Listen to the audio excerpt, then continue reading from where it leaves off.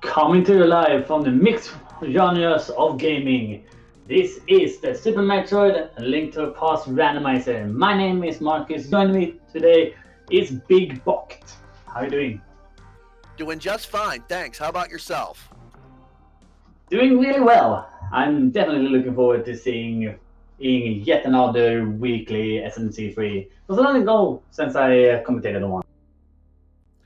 Now, real quick, everyone, this is a normal logic seed, which applies to the Super Metroid side of things, and that applies to the what you'll need to know to beat the game. Normal only expects tricks that the game either shows you or shows in the attract demos, things like the wall jump, shine sparking, that kind of stuff. Yeah, absolutely. It should be easy. And wow, what did Solsky do there?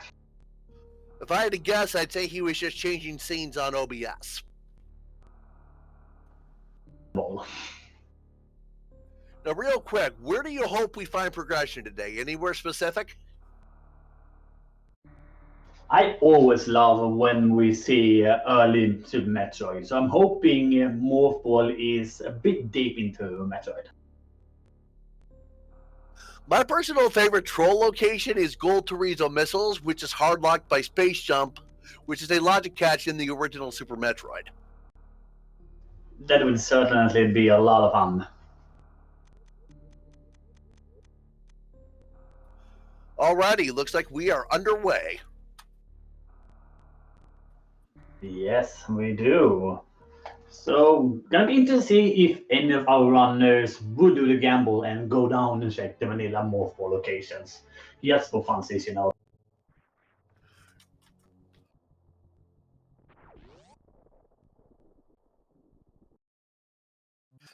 Alright, looks like most of our runners are going to head right into Link to the Past because the Kakariko area has got real good item density for early in the game. Yeah, unfortunately, with Super Metroid, only 2 items is what they can access at this point, so go into Link to the Past just make way more sense. And looking at the starting ones, not really anything interesting. I believe on normal logic, only one of those is actually in logic, that being the vanilla morph ball. Yeah, but I do always love seeing people using that damage boost to get to that one. And we did see a bit of glimpse there of the map and crystals all around except for Easton having that red pendant. It looks like Nitorific got a 4 bomb drop from a tree pull, which will give him an excellent early weapon. We are also getting an early flute. Ah, the chest and the moat. One other item here at Uncle, so he's going to get a heart piece out of that. Yeah, I also think it's quite interesting here seeing 2 runners doing the hula hand strat. Now, the Houlihan room is what happens when the game doesn't know where to send you. In this case, ND as a MIGS desync Link's position from the screen. So that's a free 225 rupees once per file. Yeah, with how much of economy you might need in a Link to the Past, those 200 rupees definitely gonna come in nice. And this is honestly also what we tend to see when people do hula hand. They go into an early Eastern with those bombs that they buy. Or in their dad's case, he might do something a little bit interesting. Hopefully get bumped, otherwise he just had to leave. All right, now there's 3 key items here in Hospital's Closet. We get 3 bombs, a missile pack, and our Moon Pearl. Oh my! Wonderful, my dreams have already been crushed.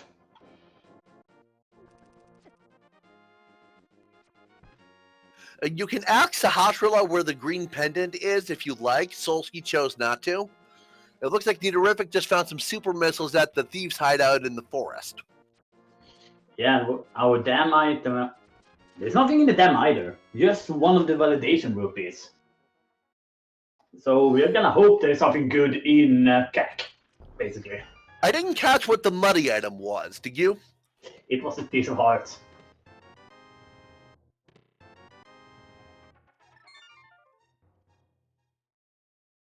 So he getting that tree pull for the set to 4 bombs. Why can't I have that in my tournament matches? Alrighty, Niterific has reached Kakariko. He is into Blind's basement. Solski's checking the lumberjack ledge. I couldn't tell what that was. Too quick.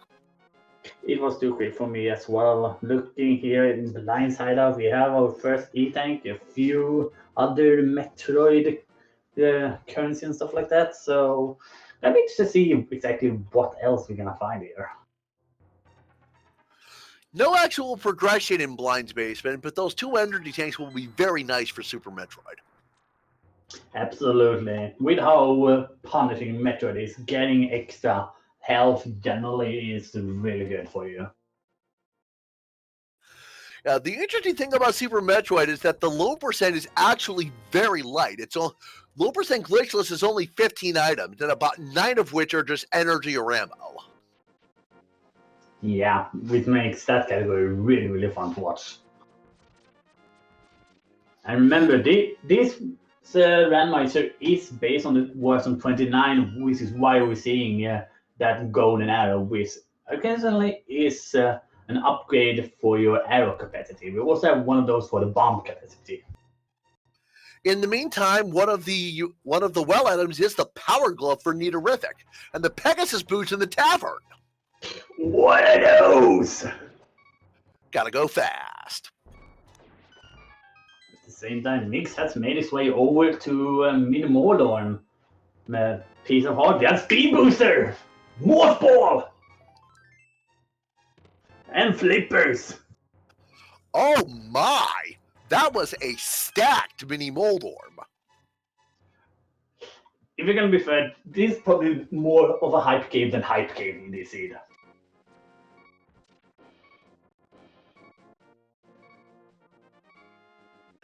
And Diaz got the shovel out of the chicken house. That's another free check. And looks like Miggs is heading for the Ice Rod Cave, but he's got to be careful. He's on half a heart right now. Yeah, this location of Hyrule is very, very dangerous early on. The crab's still 2 half damage, however, at this point it wouldn't matter with how low he Mix is, but he's able to get through it.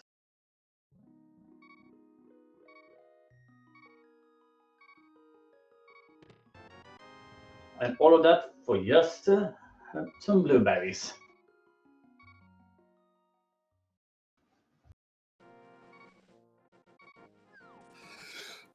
All right, the Morph Ball plus the Speed Booster is enough to get us to Big Pink and Brinstar, but we don't have Morph Ball bombs and we don't have Power Bombs yet. So Super Metroid mobility will be limited. Yeah, absolutely. If you wanted to see just one item, if they wanted to do more stuff, it would be Screw Attack though. And Screw Attack is generally interesting if you decide to go upwards from Samus' ship and do that location. But look at that. The library having our other glove upgrade. That is our Dark World access, I think. Yeah, and Solski is gonna be there very, very soon. He's gonna be our first one into the Dark World. Alrighty, looks like Niterific is heading for the race game. I didn't see what Miggs got out of the hobo. Me neither. But looking at the race game, is there gonna be some more missiles? Very handy still.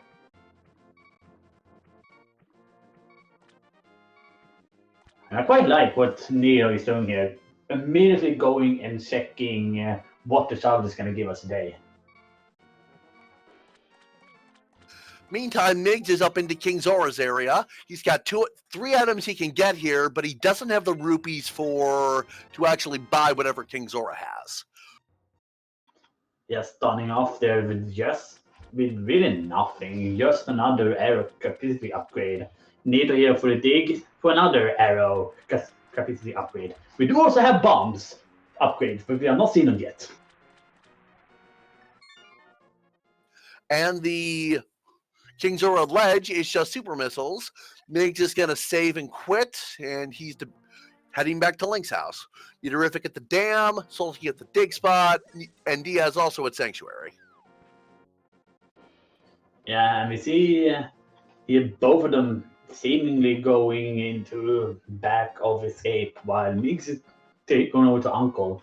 That'll be interesting to see if he chooses to just go further in. Oh, look at that hook shot and power bombs. All right, that one pack of power bombs absolutely gives us a ton more Super Metroid access.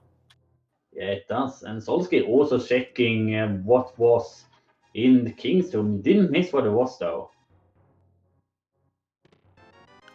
I didn't catch it either. Chat, any of you? Was it just the big 20? No, the big 20 was from something else. I think Ice Rod Cave. Okay. But yeah, Mix is gonna go in for the bomb escape. Oh, look at that. It was actually a lot of rupees in the King's Tomb. We have one of our first 300 packs. Okay, so that puts us close to Zora money. Yeah, but right now I don't think any of our runners is gonna be too interested in going and striking a deal with the king of all scammers. But look at the sink here on the left side.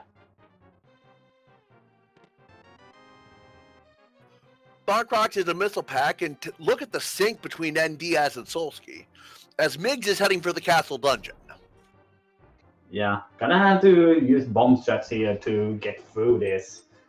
However, as we've seen so far, there's nothing. There's not any items you can use yet. Now, based on what I've seen, I believe there are 2 items left in Hyrule Castle: Zelda's Cell and Dark Cross. Does that sound right? There are a total of 3 items because we did see that small key at the back of Escape. We have the Boomerang Cest, Zelda Cell, and Dark Cross. Okay, so 3 prizes left in this area. Yeah. It will be hard for Migs if he chose to go for Dark Cross because right now he doesn't really have anything he can use for potential navigating the dark, all those bombs, and I don't think he wants to really use that. And Diaz gets a red rupee from rescuing the old man. That is out of logic, but there's no reason to nothing stopping you from doing it. Yeah, absolutely. Yeah, Solsky actually coming here with both for the hook shot and the Titan Smith and Moonpearl. We'll be able to get so much stuff up here. It's no question why he's coming here. All right, inside Spectacle Rock is a bomb capacity upgrade. A top Spectacle Rock is a full heart. And yeah, Bressingham in chat pointing out that Solsky's going to be able to do all of Dark Death Mountain aside from Spike Cave. Yeah. Meantime, NDS is into Super Metroid through the cross game portal. We call this area the Business Center. I don't think NDS found that morph ball. Otherwise, he'd be going off to the left to get a few more items. Miggs takes a death as Solsky is into Paradox Cave. And Nito is... Ooh, there's our Ether at the Crocomire escape. That is interesting having that one there.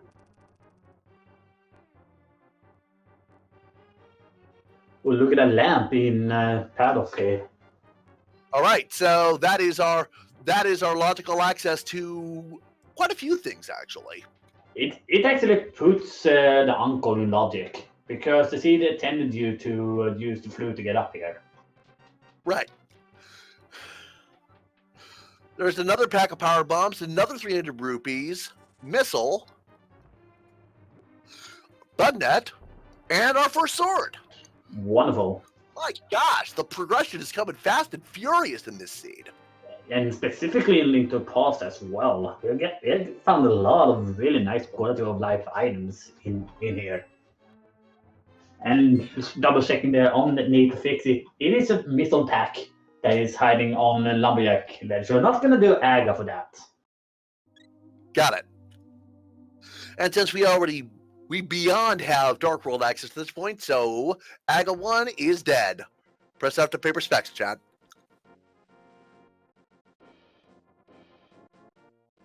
Yeah, Agger sitting up there in the tower and singing sad songs. Miss Metroid says that we saw one of the rods on the floating island. Oh, really? I totally missed that, but if that is the case, where is Mirror then? The Mirror could be potentially super ugly location. It's also possible that It's also possible that that's the ice rod. Let's see. All right, Solsky, Turtle Rock is a crystal, so that rod is absolutely required. Turtle Rock and Pod being the 5-6 crystals. Yeah, we have that green pendant in Swamp Palace and the lost pendant in Skull Woods as well. All right, so we are 100% looking for the mirror, among other things. Yeah.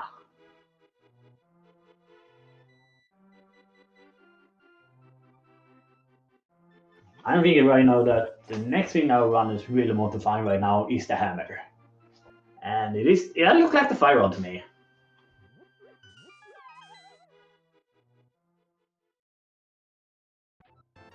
Solsky gets a reserve tank and a bottle of Mountain Dew Code Red out of the Super Bunny Cave. Nice.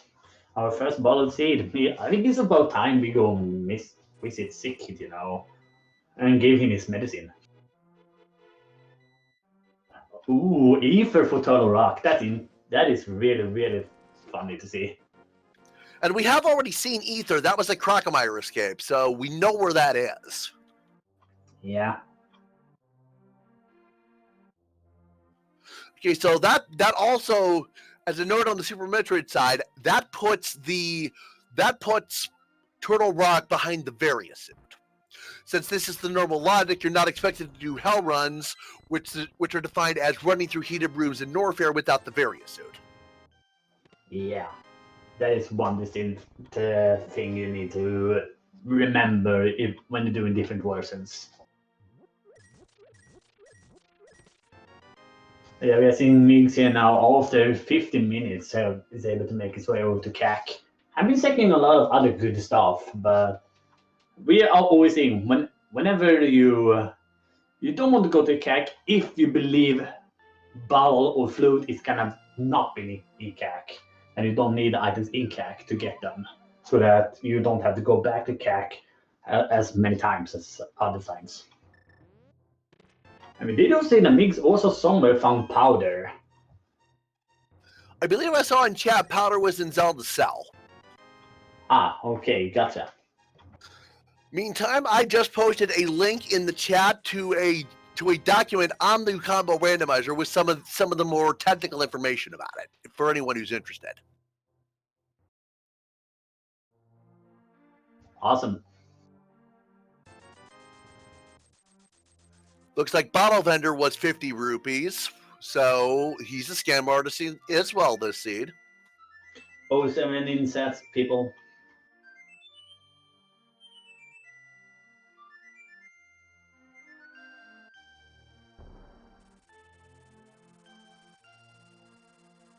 The tune has been tuned and the goose is loose.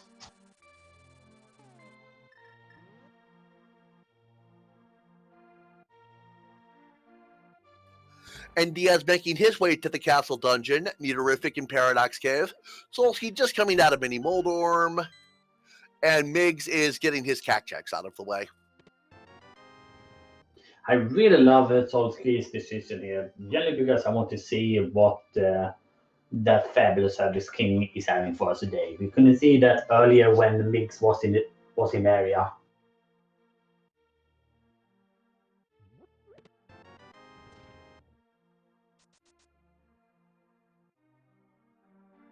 But it's gonna be interesting to see what he decides to do after he have checked out the Soya, the flipper locations, because he has two options. Either he goes into Dark Hyrule or he decides to go to Metroid. Now, an important note about Super Metroid is if you mismanage your ammo when you don't have morph ball bombs, it is possible to get stuck somewhere to soft lock yourself by running out of power bombs. Not kidding, I had done that before on Spacer.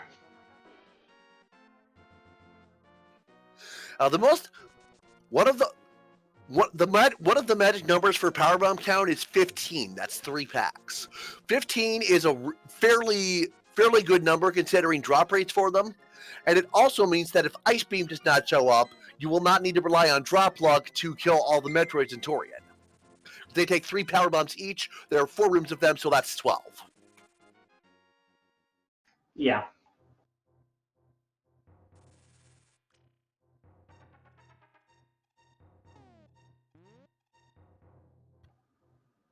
The last pendant is in Skull Woods.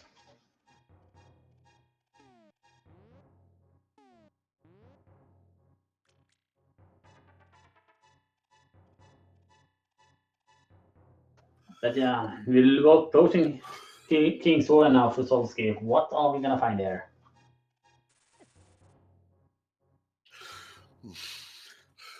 Miggs was the other one who's been up here, right? Mig. This is the first time Mig's coming up here. Oh, No, in earlier coming with King's War. Yeah, it was Mig's that was here earlier. Okay. So if this is something good, the Miggs is probably gonna last location it, since he came up here without the money. Yeah, and today in the E-Tank. Always welcome, but not particularly important. Yeah, we are probably gonna find a lot of other E-Tanks at other locations. So that is probably fine.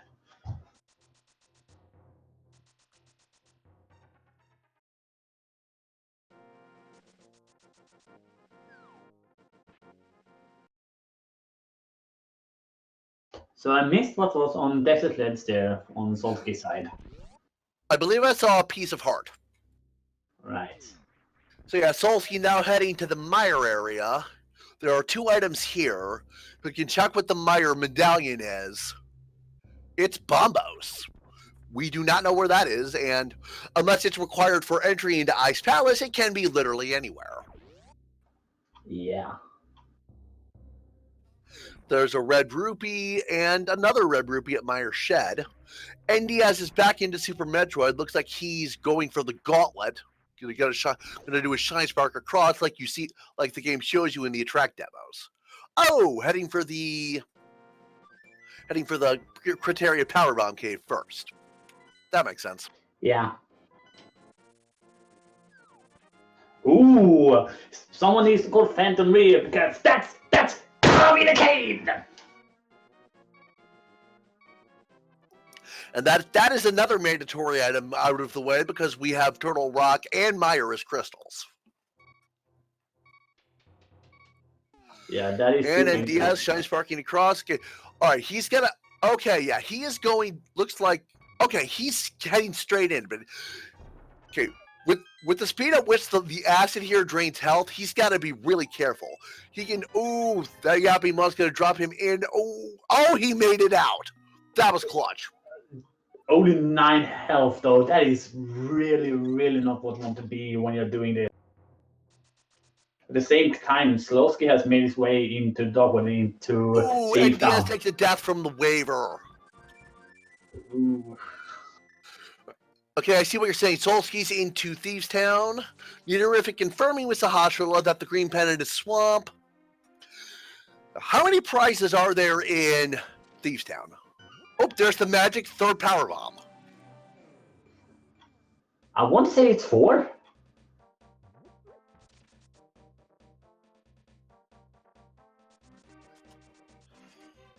Check confirming 4 prizes in Thieves Town. Thank you to Sandras316. Thank you so much. But there's a bit of a gamble with what Solsky is doing right now, with the fact that there's one potential check he might not be able to do, and that is that big chest in Thieves Town. Right, because that chest is hammer locked. Yeah.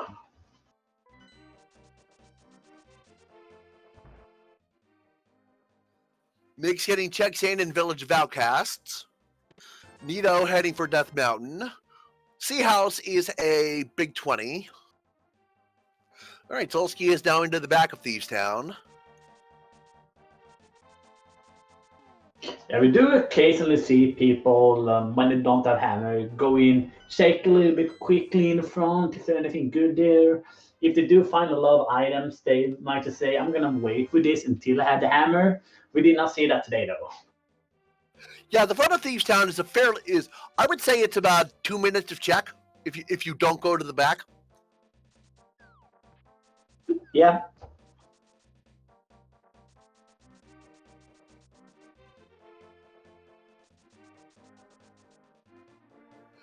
Miss Metroid, where did Miggs find that sword? I didn't catch it. That sword was Brewery, got it. nice. So we have seen 2 swords so far.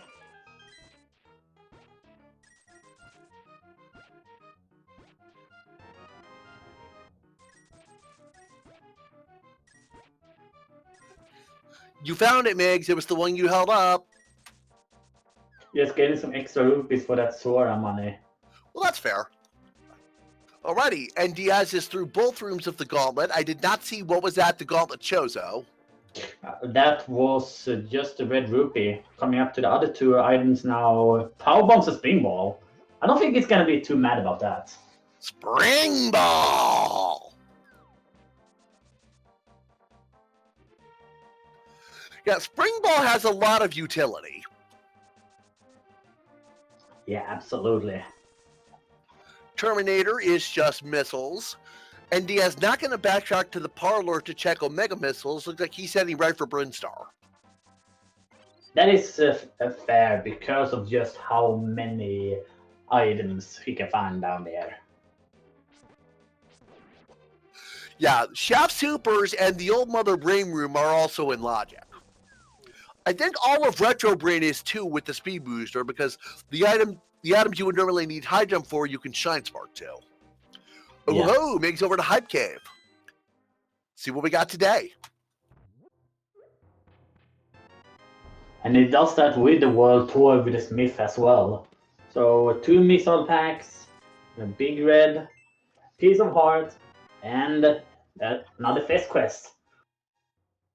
Meantime, Solsky has finished Thieves Town for the first crystal of the run race. Both. Miss Metroid saying that the Thieves Town small key was locked in the big chest. Oh, we got some literacy over at Nida's side. And Spacer. All right, so Spacer is better the earlier you find it because Plasma Beam just renders it completely obsolete. Yeah, absolutely. A bit low on health here. I'm gonna have to be careful in this room. Yeah, with his energy as low as it was, those B-toms could have killed him. Yeah. Oh, X-ray scope. He's gonna pick that up. Could have saved him a little bit of time in a few locations.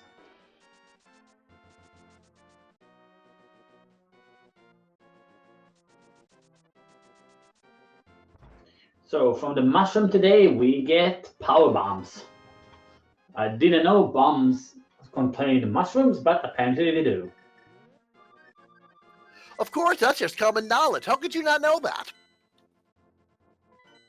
Well, I was always bad with science in school, so that might be it. Alrighty, and Diaz hopping past the Atacoons, who show you how to wall jump in the original game, gets a heart piece out of the power bomb pack that would normally be there, and is out of there. All right, Miggs is over to Business Center. He's gonna check those 2. Ooh, there's the 10 arrows at the missile pack that's usually there. Cool. And I have magic actually for Miggs as well, so that's really, really handy. Oh, that's very nice. Probably the best quality of life item in SMZ3.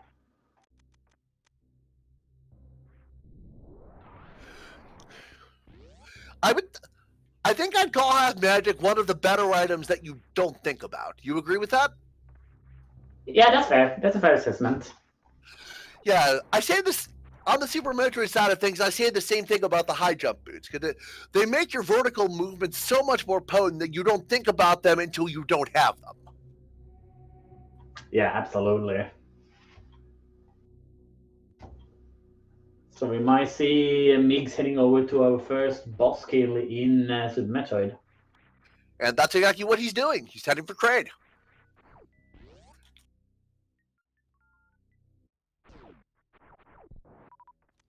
And Diaz going to try for a super missile clip here.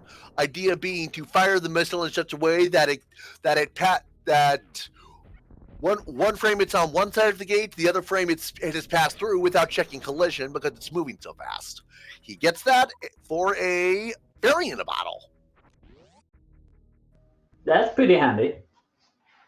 Oh, absolutely. And we can really see how effective Speed Booster is here for Migs. Just be able to run through that place without even caring the world. All right. Pedestal here is a heart container. Always welcome. Yeah. So is Migs going to get a quick kill here? At the same time, we're going to see yet another sequence break. Oh, Solsky finds the mirror on the pyramid. That is really, really handy. Kraid absolutely trolling the crap out of Migs here, and he bought the big Kraid DLC. Oh no. And Diaz finding yet another super missile. Meantime, Solsky's getting his check of the capital dungeon in. Oh, Migs just not having so much trouble with Kraid because he can just troll you like nothing. But he gets the kill, and for his trouble, he's gonna get the next sword. So that's 3 swords in play now. Yeah, and we are probably gonna see Temple for all of our runners just because of where that is. Karina in chat, there are 4 cross-game portals, as Bressingham said. The Fortune Teller by Lake Hylia Island takes you to Criteria. That's the parlor.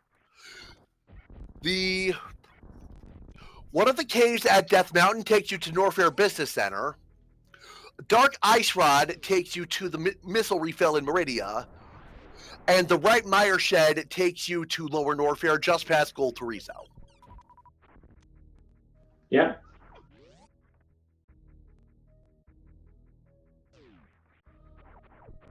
Good thing that they find some use out of that dark world location. The most unvisited place in the Linterpost randomizer. All right. Okay, check my logic here. Since we just found Mirror, that puts Floating Island in logic, which is the fire rod. So that means that it would now be possible to find the Bombos medallion from Meyer in Ice Palace. Am I following the logic correctly? Yes, you are. It can absolutely happen. Yes, I've mentioned plenty of times before, Super Metroid is my specialty. I've only ever played Link to the Past once. But I've done a lot of randomizer commentary. Yeah, what you're saying is 100% true. Ooh, that is not one of the trolliest things, but it's pretty trolly to have that one in there. Alrighty, and Diaz gets a heart piece out of Alpha Missiles. I didn't see what the first 2 items in Retro Brim were. Me neither. Unfortunately, I was watching others. So going back to that Ice Palace, you want to know the trolliest things I have seen from Ice Palace? Do tell. I was playing in a tournament match. When I went in there without hookshot or hammer, I found hammer on the hookshot locked side of the Ice Palace. We got the key early, so that was in logic. And then we found hookshot from Cold Stare. Ew. Yeah. Alrighty, Billy Mazering gives us super missiles, but wait, there's 5 bomb capacity too. April Thunder 396 says 100 rupees and half for heart in Blue Brinstar. Thank you. Awesome. So Nidovic now going for his first boss fight. Is he gonna be able to stay on the script? And if you don't know what we're talking about there, is that the boss will always do the same thing for a certain amount of time. If you're able to kill him fast enough, he will always have a set pattern. And as we saw there from Nidovic, he got it. Yeah. As I recall, blind is always 9 hits with whatever weapon you can damage him with. There's no actual health to him. Exactly. There's always 3 hits between each of his 3 phases. The weapons you can use against him is the swords, hammer, and also both of the canes. So if you see anyone going to there with just red cane or blue cane, I would absolutely love those 2 people. Graveyard Ledge for Solsky is a big 50.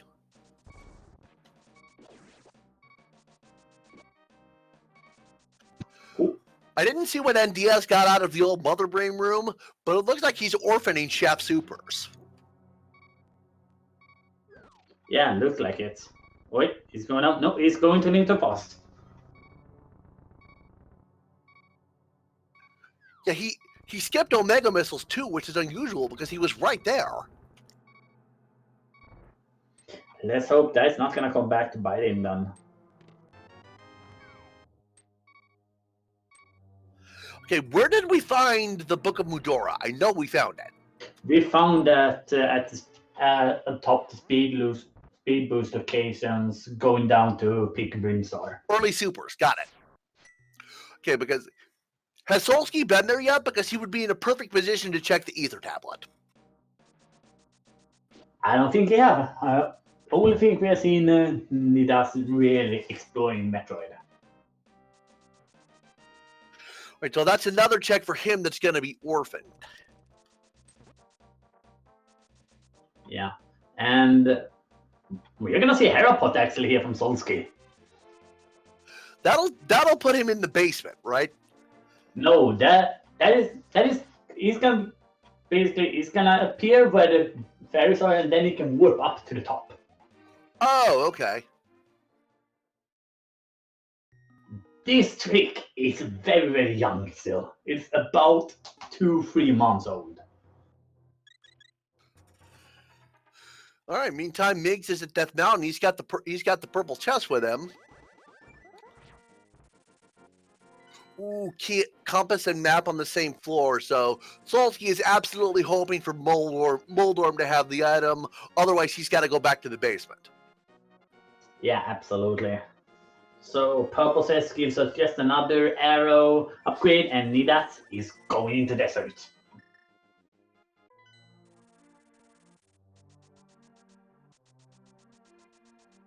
So Molovite. If you have Master Sword, if you so to do 3 spins, you can skip the invade phase. However, if you do 1 single slash or poke with the sword, you are gonna have to enjoy that invade phase. All right, Solsky takes Moldorm down. Ooh, small here. That is not what we wanted to see. All right, so most likely we'll see Solsky heading to the basement. Oh, big key on the tours today in deserts.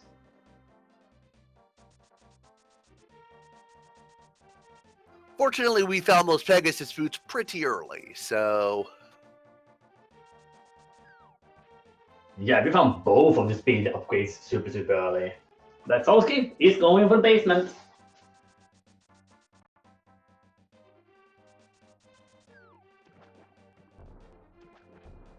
We have found all 4 of the sword, the upgrades as well. Where did we see the 4th one? I didn't catch. Was it desert? Don't know, I only took that from stat. Oh, Bump the ledge. Okay. We see a missile pack in desert. Solsky not choosing to do a coffee break. He's just gonna slash down those tiles.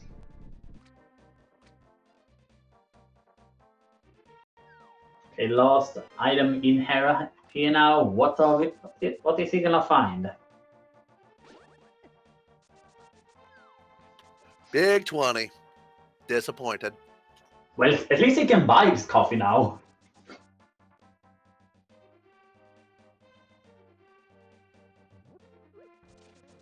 So he's gonna. I want to see him head over to the right side now, so he can pick up his fire rod. Could give him a lot of potentially 2 items in Skullwoods. Also very nice for ice, which is probably where he's gonna go next.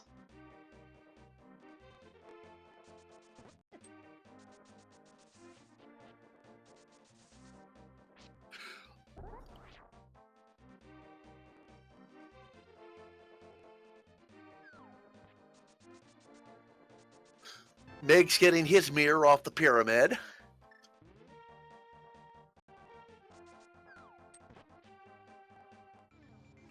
Yeah, and Nito also checking out the desert and heading over to Agina. What is he gonna find there? Agina is just one of those zero locations which tends to be forgotten. So it's nice to see one of the runners going there. I don't remember if N. Diaz checked Agina because he would have been in the right position to do so when he got to desert. I think he is chosen to go into desert first. But it's just a heart piece, so...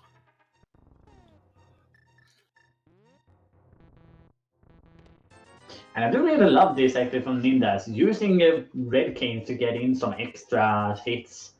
And really nice actually pop there, nailing 2 of the snakes.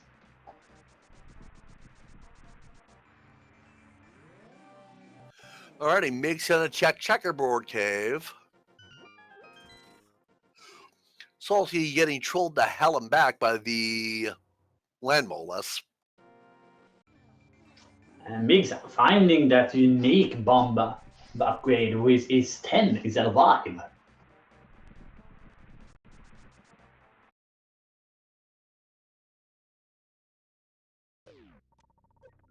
Oh, Golden Treeso. Oh, he's only gonna get an item behind him, which was a reserve tank.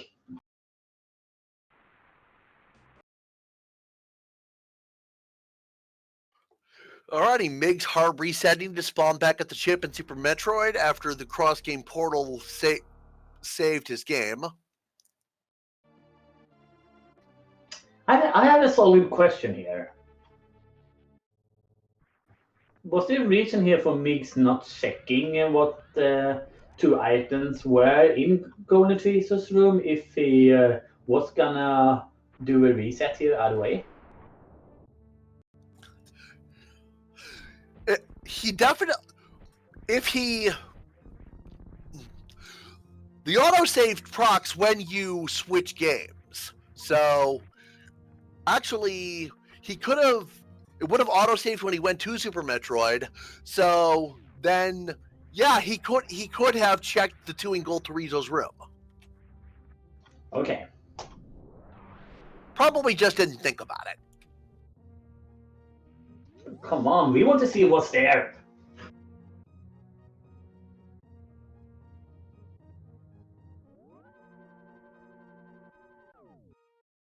Now we're gonna see Ninjas now also doing the shore locations. Solsky is gonna clear out Desert Temple. Nidafrik heading downwards towards Pink Star, and he's gonna do the other locations while he's there. And Mig's going for the Gauntlet. I think at least that is what it was called. Nito's heading for Green Bryn Star.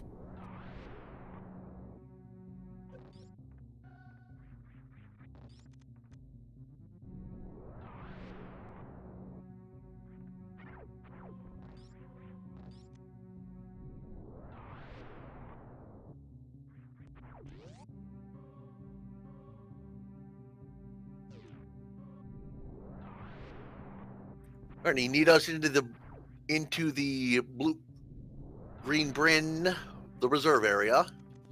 I missed what this was earlier, but yeah, it's nothing special. Just the Spacer and the Book of Medora. Yeah, exactly.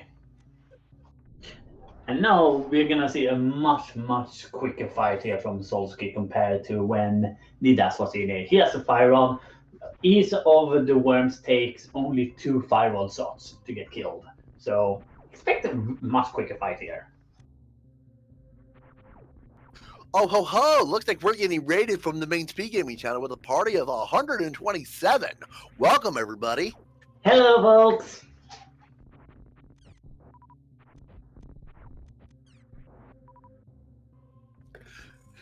Real quick, for those of you who might not know what you're in for here, by a miracle of software engineering, Super Metroid and Legend of Zelda: A Link to the Past do not share any relevant memory addresses in the Super Nintendo's memory space. So they can be packaged into one big game and connected with transition points so you can play them both as one big game.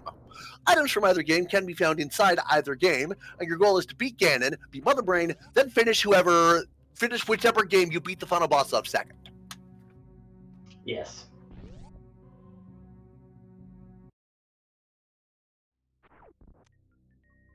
So the vanilla Metroid bombs was just the big 20. And that fight only triggers if you actually have the morph ball bombs, so Migs did not have to fight him. Yeah. So just to give a little bit of a quick recap here of what we have seen so far. We saw 2 very early speed upgrades in both boots being in CAC and speed boosted being over in Minimodon. We also got the really early the Dark World access with Moonfur being Sahashala and those one of gloves being in CAC and the other being in. I have it on my tongue, but I don't remember. The library. Thank you. And we also had that morph ball also in Minimodon. Migs gets a moonfall in Super Metroid to head down the escape shaft. That involves falling off of a ledge with the moonwalk effect so that you fall with uncapped vertical speed. Meantime, Migs gets the blue mail out of the old Mother Brain room. Eudorific's in what we call Mission Impossible. Solsky, it looks like he's heading for Skull Woods, and Diaz is right behind Migs. Yeah, a very nice blue mail was found here, and I think Nidas is gonna be probably happy about that because half damage in Link of Us, sign me up.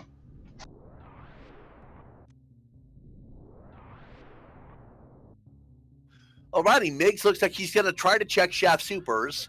These guys are a pain in the butt to get past without the ice beam. Yeah, absolutely.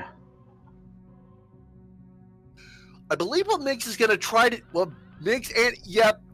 They're both trying to... Yeah, they're both trying to charge a Shine Spark and then damage boost or morph ball roll across. Was that arrow capacity? No, that was the silvers. Yeah, that was silvers.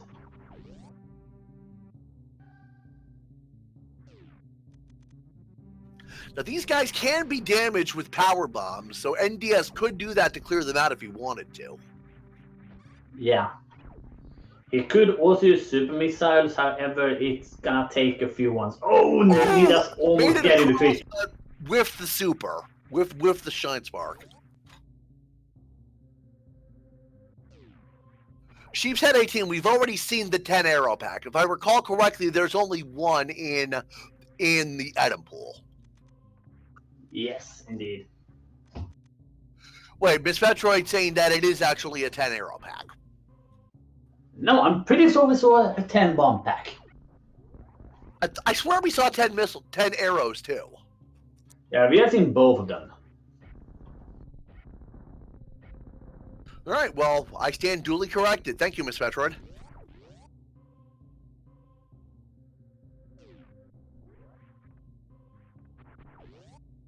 We're just getting our silvers mixed up. Neaterific going for the Shine Spark Quick Charge, which functions by tapping the run button around a specific point of Samus's running animation, because there's a keyframe where the variable that controls if you have speed echoes will increment. If you tap it around that frame, then you can avoid accelerating too much and get the Shine Charge in a shorter runway.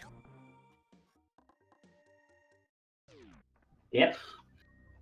Solskjaer now heading to the back of Skull Woods. Remember, this is one of the pendants. So the only reason to really go in here if the seed is gonna be ped, or if one required item is in here. I haven't seen what Solskjaer's been doing exactly in Skull Woods. Been focused elsewhere. Interesting that Solskjaer killed the Gibdo there, but did not pick up the key from him. Meantime, we are at Mothula, a very well-programmed boss. And this fight is just, what were they thinking? Conveyor belt floor, moving spikes, Mothula's attacks, it's awful. It feels like they must have designed the boss, but then realized just the boss flying around in a little room might be a little bit too easy. Because having played the Randomizer where the bosses can be suffered into different rooms, Moth is probably the easiest boss when the spikes and the conveyor belts are not there.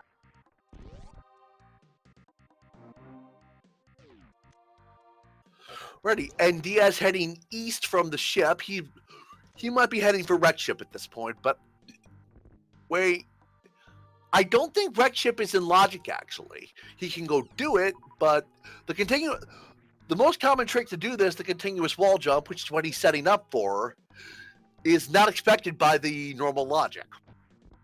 Yeah.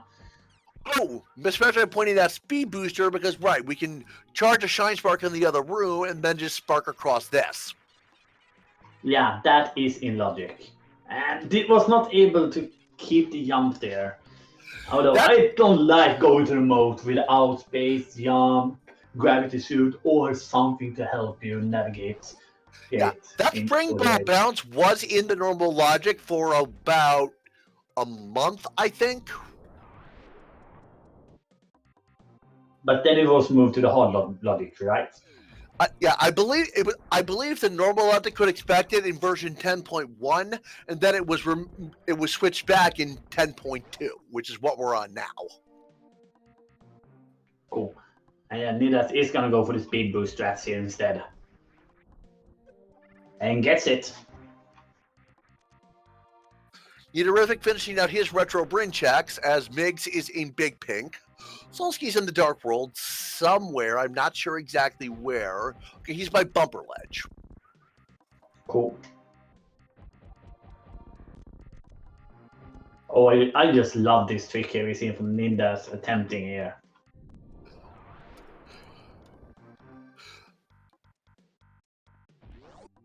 Alrighty, there. Alright, so what do we have at the bottom of the ocean? The high jump boots. How about that? That's gonna help actually navigating things across the water.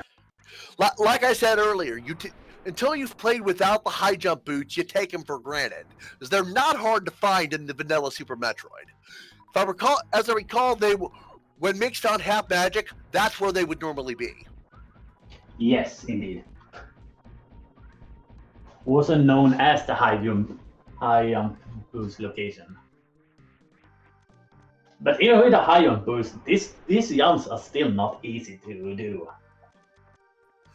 Actually, I think the high jump makes this harder because you jump higher, you're more likely to bonk. That is correct. But it looks like he did try to get the speed boost with the morph ball, but just decided to do the normal little bit of a slow jump there. Well, he has committed, so why not do it?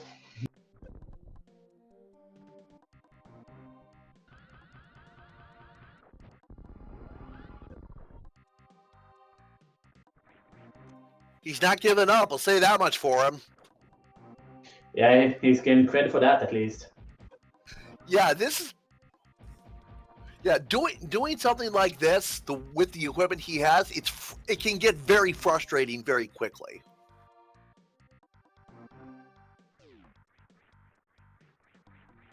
Oh, it's looking good. Get past the hard bit, he got it. Time to go and kill Fantoon. Alrighty, then Diaz into the wrecked ship, Solskjaer turning in the magic bat. I curse you with more energy tanks! Three energy tanks at minimum are required to survive Mother Brain's Rainbow Beam attack at the end of the game, end of Super Metroid. Anything more than that is pretty much just gravy. Yeah, but you probably want to have more though, just for safeties. If you have 7 or more energy tanks, you can set up a glitch after the second phase of Mother Brain, which will allow you to retain control of Samus during the Baby Metroid cutscene and deal damage to Mother Brain's third form to make it to lessen how much time it takes after you transition to having the Hyper Beam. Yeah, time for Fentoon. There's one note you want to for Fentoon. Do not use super missiles. You're gonna get him into a rage phase. Only use super missiles if it's gonna kill him. Exactly. Fentoon has 2,500 health. He actually takes double damage from the super missiles. So the idea is you hit him with 19 missiles total. There's 4. The idea is you hit him with 19 missiles and then finish him off with the super missile. Yeah, because base damage for missiles is 100, and for supers it's 300. He is also, as I love to say, the personification of RNG in Super Metroid. He can move in a fast, medium, or slow pattern before he opens his eye and becomes vulnerable. And then once he's opened his eye, he can close it fast, medium, or slow too. So obviously the worst you can get is a slow move and a fast eye close. But if you know the game well, you can kind of gauge right there. NDS fired a super missile hoping the Phantom was going to open his eye. One thing actually here for Nindas, because he has Spacer, it actually helps him with just taking care of all the fire. Right, because having the Spacer makes the beam's hitbox larger.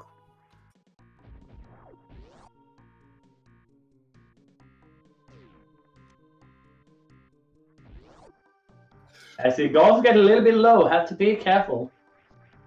Fortunately, the eye flames can drop health. Yeah. And there it goes. Phantoon is down for NDS. Amazing. And now the whole wreck ship have gotten its electricity back. I don't know how you do that with killing a ghost, but he did it.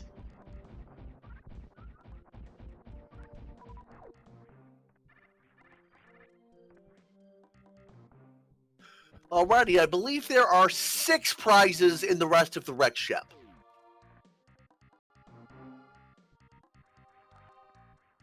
I believe so, yeah.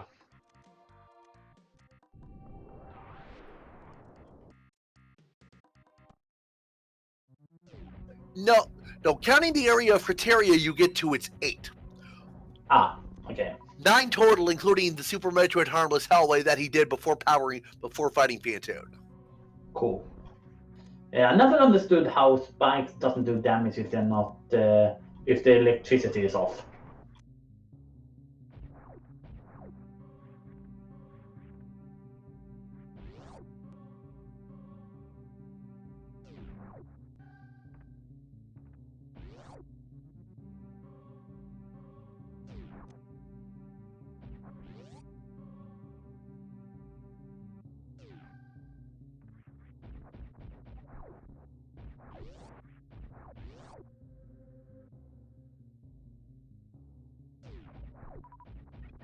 All right, and Diaz making a convenient save so that he can head for the wreck ship E-Tank on the east side. Not only, it's going to be very tough for him to make it there on 154 energy. So get to the sponge bathroom very quickly. Super Metroid spiky room of death. Ooh, yeah, see that? What? You got damage through there. He clipped through it and hit the bottom.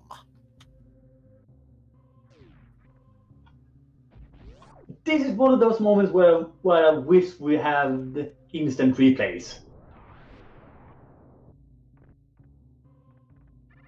Yeah, that is a thing that can happen with those spike platforms. He clipped through it, hit the bottom, and and it killed him. That is the definition of a bad luck, Brian. Hey, we're getting another raid from Speed Gaming 2 this time. Welcome, everybody. Welcome, folks. As we are about 1 hour into this seed, and I've been so far really interested in seed. Yeah, large amount of Super Metroid and Link to the Past progression early on, but it's kind of tapered off now because we've had a lot of Super Metroid progression, but actually not as much as you might think, because the Super Metroid side of the tracker is still looking a little bare. Yeah. All right, and the Wreck Ship E-Tank is just missiles, so NDS is going to reset back to that save he made so he doesn't have to waste time backtracking. Yeah. Now, Cookie, he wouldn't have been able to save if he hadn't beaten Phantom, because, well, while the Wreck Ship is turned off, the save room doesn't even work either.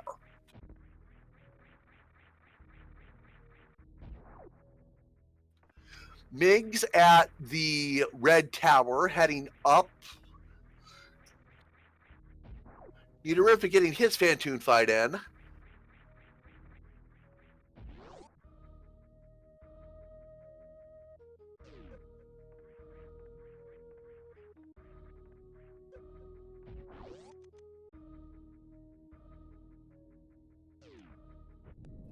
And Diaz now in what we call the attic.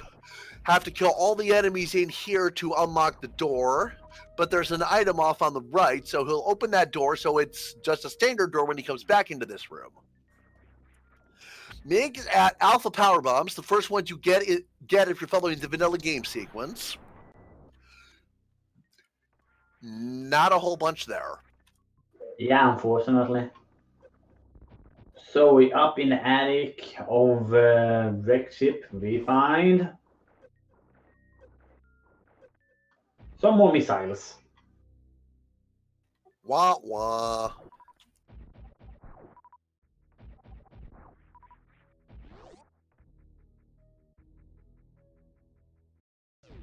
Ninja showing some beautiful dodging skills here, was able to get through that just like that. Yeah, the game expects you would have the various suit at this point, which cuts damage in half. Yeah. And using that X-ray scope, we find another super missile. Don't think we're gonna see that though because of his health situation. Most likely, yeah, he would not have enough health to do the Shine Spark up there. Right, I can't remember what these guys are called. NDS, there's an item up here, missiles in the sky. Well, our first shield. We haven't found one of those, have we? We haven't. I hope he's. I hope he knows what he's doing because he doesn't. Okay, yeah, he's farming for health because he's gonna have to damage boost across a large spiky room to get to the bowling chozo. Yeah.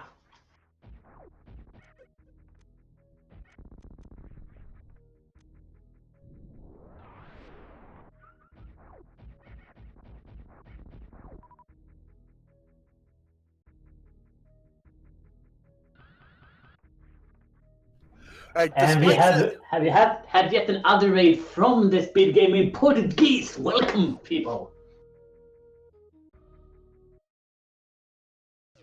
Okay, NDS now has 188 health.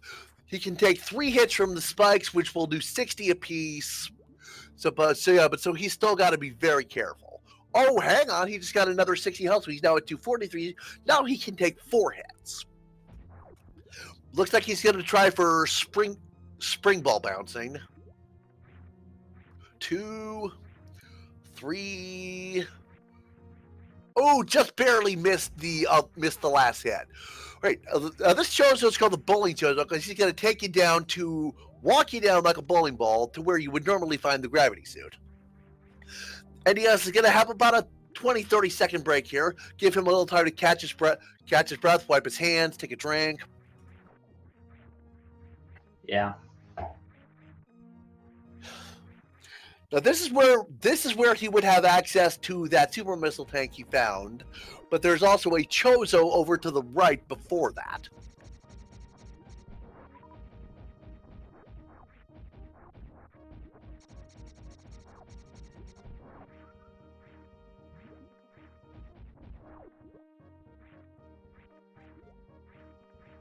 but it's just a heart piece.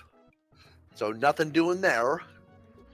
And here at the vanilla gravity suit, we find some more missiles.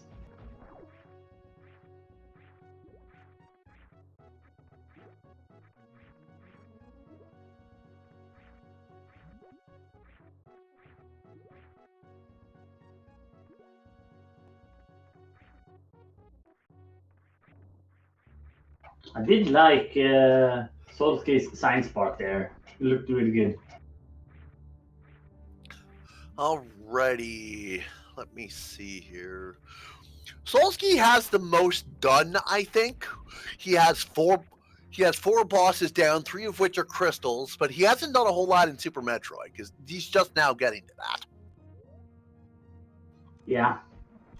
He's gonna attempt here for the science park here as well. Perfect. And he's gonna be rewarded with 10 arrow, with the arrow upgrade. Oh, it was the capacity upgrade. Okay.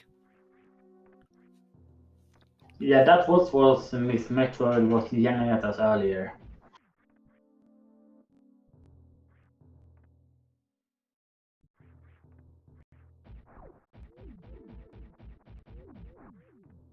And Diaz over at Beta Power Bombs. I think this was checked, but I can't remember what it was. That probably be just trash. Bomb capacity upgrade. I stand corrected. Yes, I'm not sure which. Okay, he is definitely great at both games, but I'm not sure which one is his bread and butter. Good question.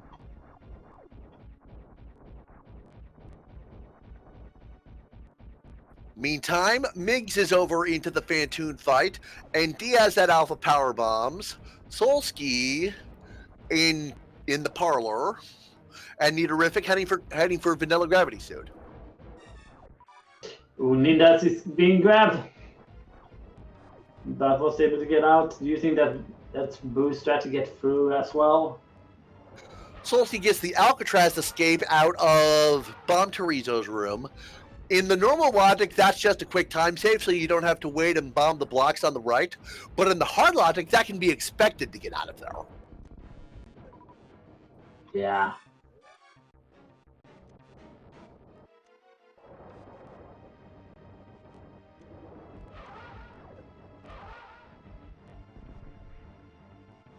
Miggs going for Doppler stretch on Fantoon. Now, how that works is Fantoon takes 10 frames to close his eye once he's taken enough damage. Actually, no, it's 8 frames. It takes 8 frames for him to close his eye after he's taken enough damage.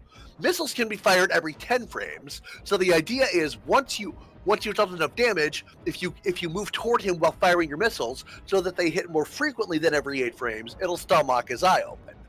It's called it's the Doppler effect in science. How something moving towards you sounds like it's a higher frequency, or it appears to be a different color because of the way light moves and sound. Remember to say things good. Nick's having to dip into his reserve tanks, but he gets it. Yeah, and with a perfect energy of 69 as well.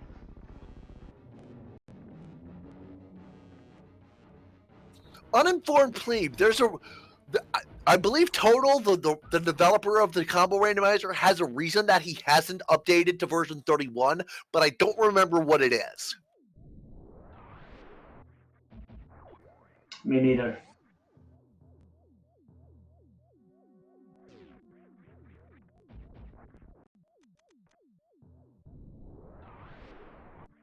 Meantime, we have had our first forfeit from the race. Zelmas, who's racing off stream, says he had a power outage and cannot continue, which is unfortunate. So press F to pay respects, folks.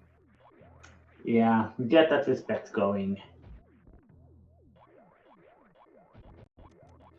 And for the benefit of anyone else, we also have racing off stream. Brewers fan JP, Gorkmeister Fleck, Ikir, Batista 34, Aussie 101, and Tracy M. A lot of very talented runners in this weekly. uninformed plebe, Super Metroid doesn't have any issue with other progressive items because you can find swords, you can find progressive swords, progressive armor, progressive gloves.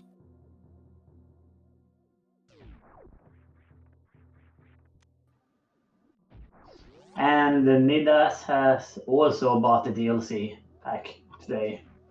Actually, starting to get really low on health. Oh my, he's got to be really careful. He could legitimately die here. Yeah, this is scary. He pulls it off though. Yeah, Alewood 456. This is just a weekly community race. It's been a while since we've had a tournament. Probably due for one now that I think about it. Yeah, I want to see one soon.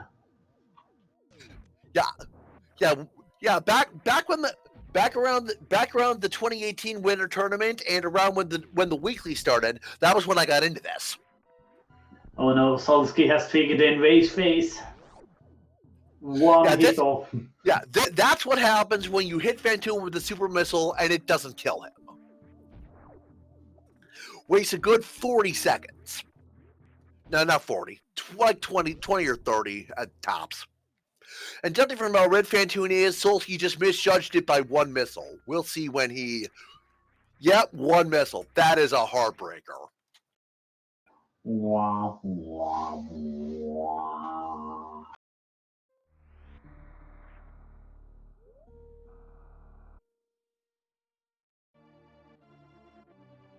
So as our runners here are looking through what the others have already done, make sure to hit the follow button on all of our restreamers here. They have been putting up an excellent so far, and also make sure to give a shout out to Miss Metroid for doing the tracking and the restreaming today, and also a shout out to my co-commentator Big Bucket.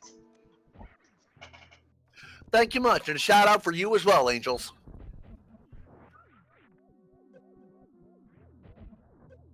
And like I said earlier, while we're doing shout outs, let's give a shout out to Total, the man behind the code logic that makes this work. Yeah, absolutely. Meantime, over in the SRL chat, we've actually had another forfeit. Dorkmaster Flex says he's had some real life stuff come up that he's got to take care of. So another F for respects if we could.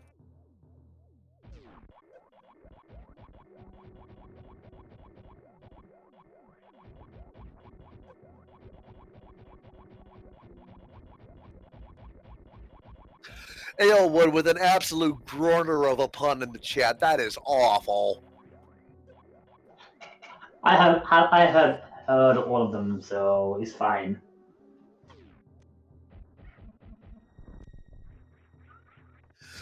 All right. Meantime, Niterific's heading for Kraid.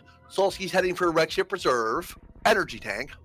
Miggs is in the attic, and Diaz looks like he's heading for Eastern. Oh, he never went to Sahasrala because Moon Pearl is not marked for him. Yeah, this is a very late Dark World access for him.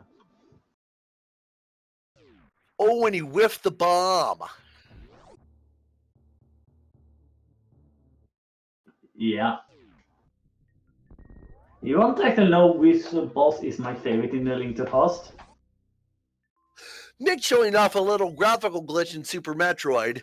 If you have speed echoes and you switch to the X-ray scope without letting go of run, the X-ray scope triggers, but the game literally doesn't have time to let the speed echoes catch up to you. So they'll just kind of dance around with how Waste Samus moves. Yeah.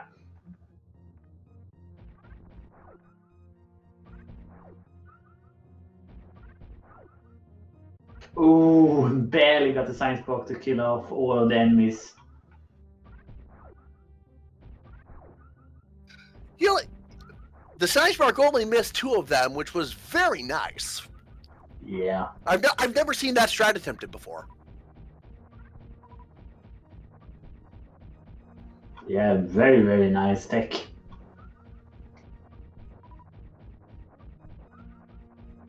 But yeah, you want to know which is my favorite boss in Link to the Past?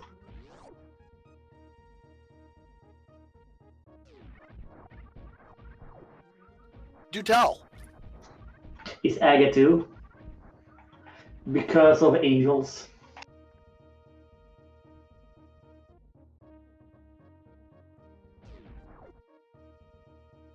All right, and Diaz up into Skull Woods. I believe Solsky did this.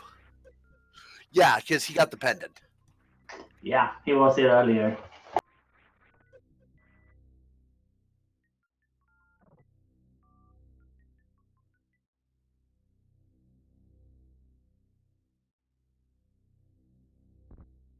I will be right back as long as we're doing crisscross checks. All right. So what we are probably looking at right now is they need to either go to pod without the hammer or go to ice palace without the hammer. They can also take one item in the swamp. I don't think we're gonna see that though. We also have access to the book, so they could also be on any of the tiles.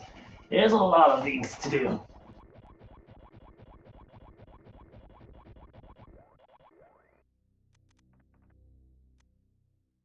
But right now, that is currently where logic is taking us.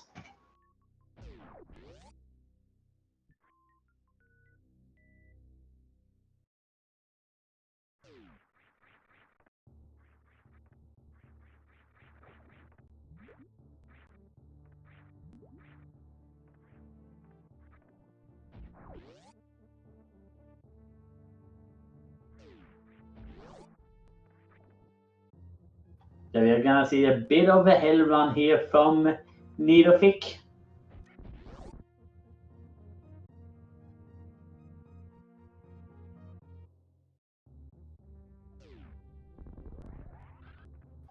And he is being rewarded with another missile attack. We are not gonna pick that one up.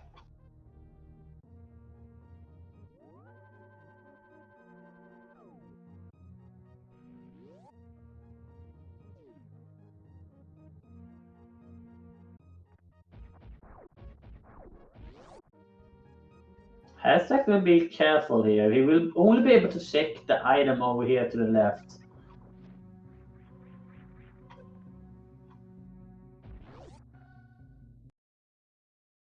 And it's an E-tank, so a nice little heal here.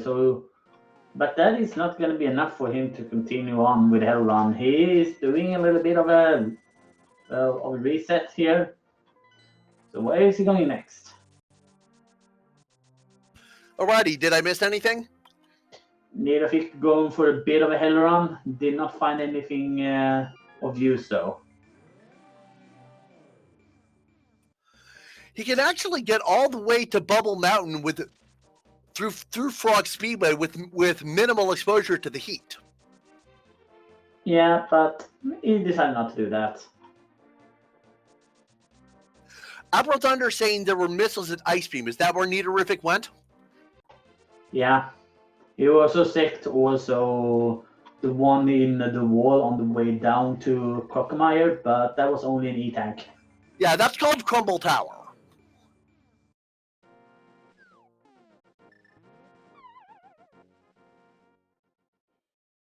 Miggs is about to get his curse. I don't remember what this was, but I don't think it was relevant. E-tank.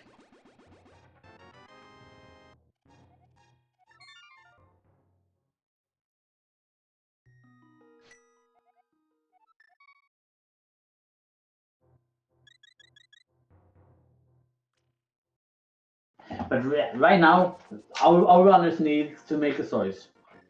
Either use the book to check the tablets, or go into Pod without hammer, or Ice Palace without hammer. Palace of Darkness is where the hammer is found in the vanilla game, right? Yeah, it is. What's the progression item in Ice Palace in the vanilla game? Nothing. It's blue mail. Oh, it's the blue mail. Okay.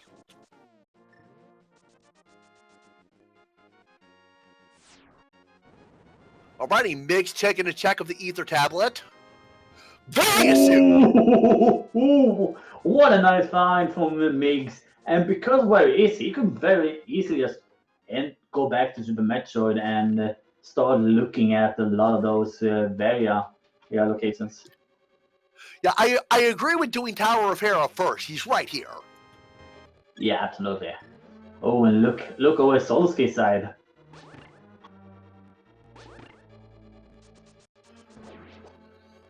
Very, very nice. And he is being rewarded with Missile Pack. Now, looking at Solsky's ammo count, he has 90 missile max and 40 super missile max. That's enough to take on Ridley, because that's enough to take on Ridley, and I think if my math is right, that is enough to take on Charge Beam. Mother Brain. Ridley and Mother Brain both have 18,000 health, but Ridley takes double damage from super missiles.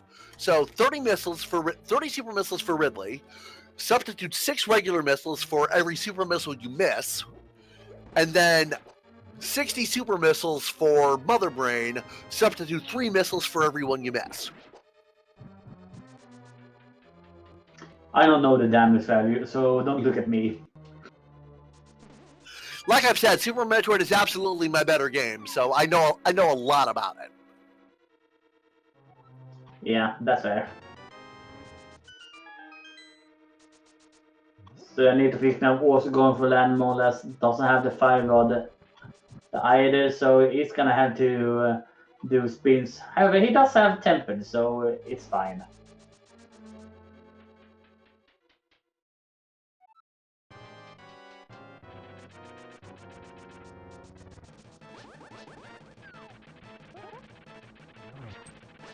And Miggs here also bringing that Master Sword to control him, but Nidas got hit. However, did have that parry from earlier. So, question is now, can Diaz get back on the script? Oh, he was right there anyway. That's unfortunate. One hit away, and if you lose, he has to use his fairy. Yeah, that is unfortunate.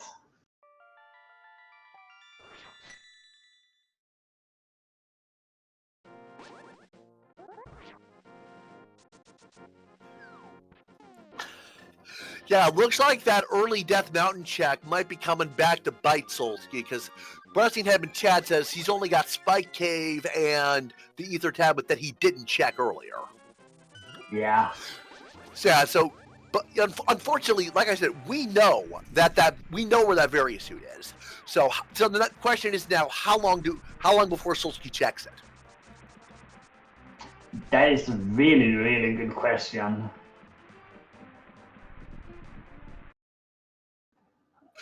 Alrighty, we are 2 for 2 on the Big Crate DLC today. Let's see if Solsky can get the quick kill. He did. He can. Beautiful. At the same time, we are seeing Golden Tuizo. Power bombs in the first location and Ice Beam in the second. Oh, that Ice Beam is absolutely great. Like I was saying earlier, without the Ice Beam, you have to rely on power bombs to kill the Metroids in Torian. Mig's now in an absolutely safe spot. Golterizo's claw swipe lasers can't hit him there, and all he'll do is jump back, fire little eggs out. Unfortunately, Miggs doesn't have the grappling beam, so he has to risk moving off to get ammo.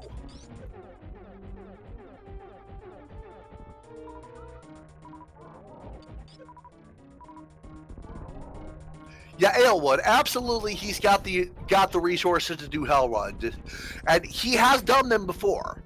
There's nothing stopping him from doing that, aside from the fact that the logic doesn't expect it. Yeah. Afro Thunder, Ice Clip for Bot Moon is not in logic on normal. It would be on hard.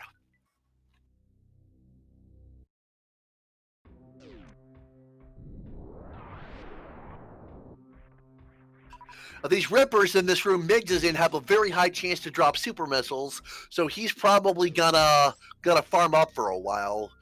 Okay, because yeah, Migs has 25 super missile max, so that's an so if he gets to Ridley with 25 super missiles, he'll need another 30 missiles to finish Ridley. All right. Then we are soon coming to the room, which is kind of the only one I know the name of in Super Metroid, and that is Mickey Mouse. No, we're not quite to Mickey Mouse yet. But we are soon there. Yes, soon. Alrighty, Migs is maxed on his super missiles. Getting ready to charge a Shine Spark for the Fast Pillars room.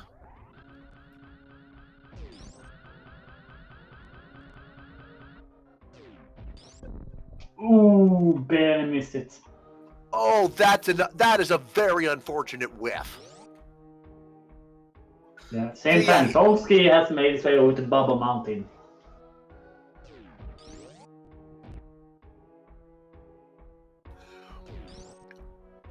Alrighty, looks like Solsky is going to head for the Speed Booster room first. Two items along here.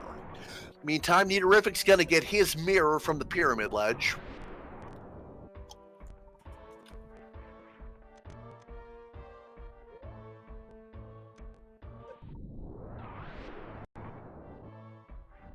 He's taking a lot of damage, but will be able to get through it.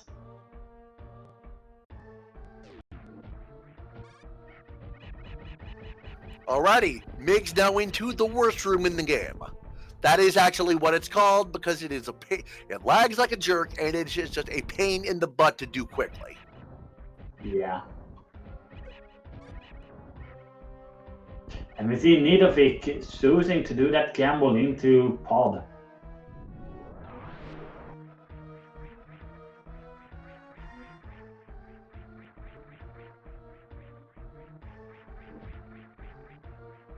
Migs going for a very precise wall jump here. You could make that easier by freezing one of the space pirates, but Migs doesn't have charge beams, so his beam can't actually damage them. Bumble for Solsky. That is the wave beam room. All right, so Meyer locked behind Varia as well. All right, here we are. Here's Mickey Mouse, and he's just got a piece of heart for us. Ooh. Oh, Migs made it back up. Solsky using the little health trick here. Yeah, that is called the Crystal Flash for anyone not aware. You lay a power bomb, stay on top of it, hold L, R, D-pad down, and your fire button, and it will consume. Oh gosh, Migs takes a death.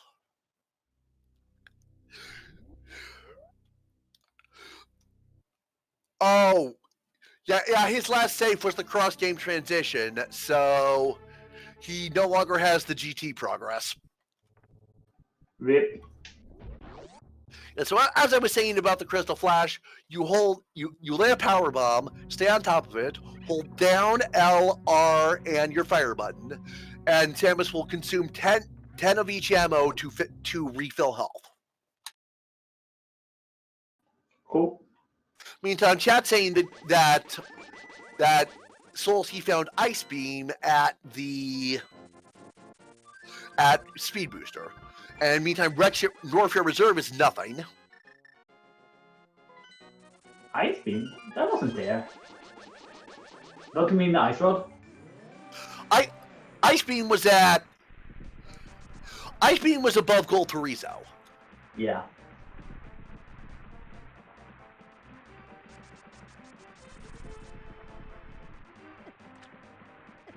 Solsky is starting to get a little bit low on health here. Okay, let's see if he uses his. Okay, so yeah, he's got. Okay, yeah, he's heading backwards through the first gauntlet. Yeah, he's just gonna reset. He's not gonna waste the energy for that. Yeah. The only thing that would unlock logic-wise right now would actually be Spy Cave.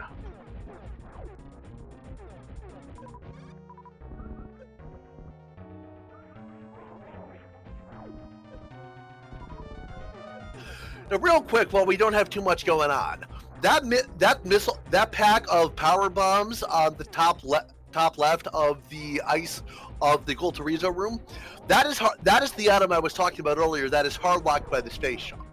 That reason being because of a logic character in the original Super Metroid. There's a Chozo along that path that you have to use like the bowling Chozo to drain a pool of acid. But that Chozo will not trigger if you don't have the space jump, because I assume the reason being that this is how you get to screw attack, and there is no sprite for having screw attack without also having space jump. Correct.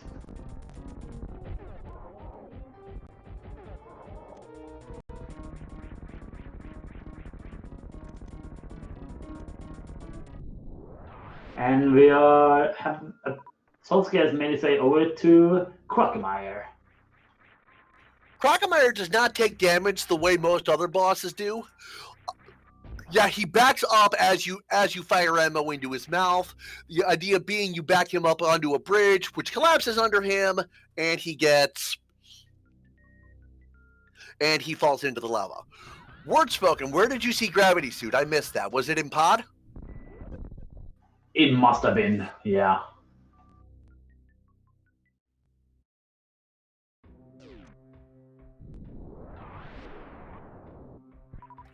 Already Nito mirroring back, and it looks like he's going to take that Gravity Suit and chase it.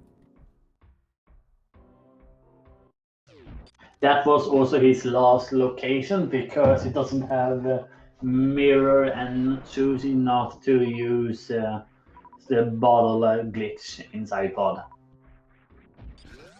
You mean he doesn't have bow? Yeah, he doesn't have bow, and he doesn't want to use one of the bottles to do the bottle glitch in there. Right.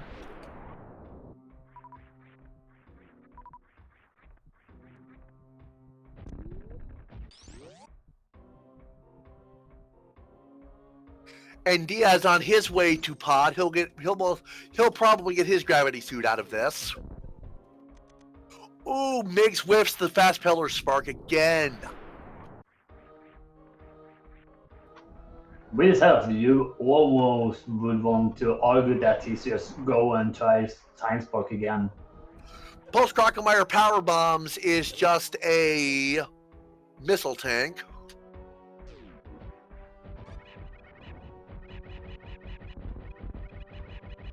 ₹50 on that ledge, and what do we have on the left side?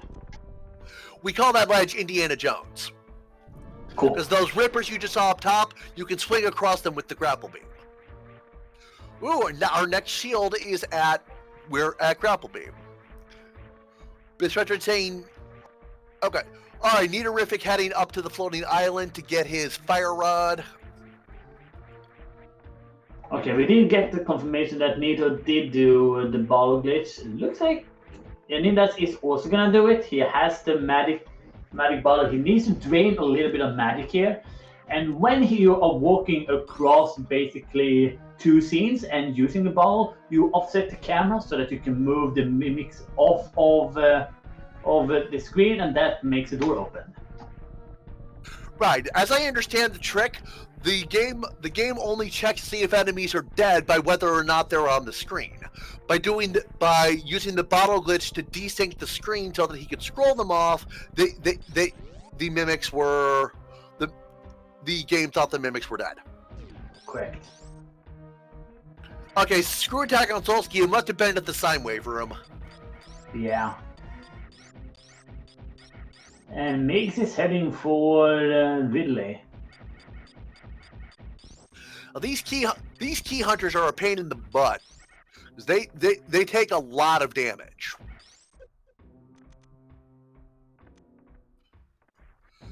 Okay. All right. Mig's electing to take a safety save. I absolutely agree with that. Yeah, absolutely. Solskjaer heading up toward the Crocomire escape.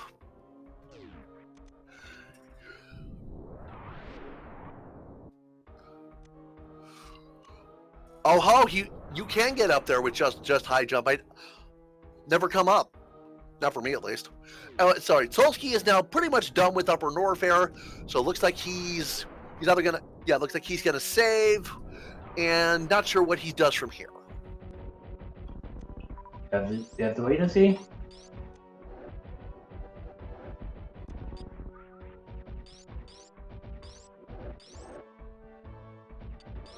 Okay, yeah, he's gonna go check Ice Beam and Crumble Tower.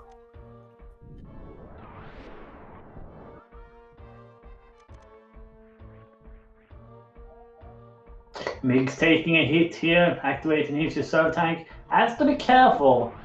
He's gonna be able to get to the item, and there is a super missile.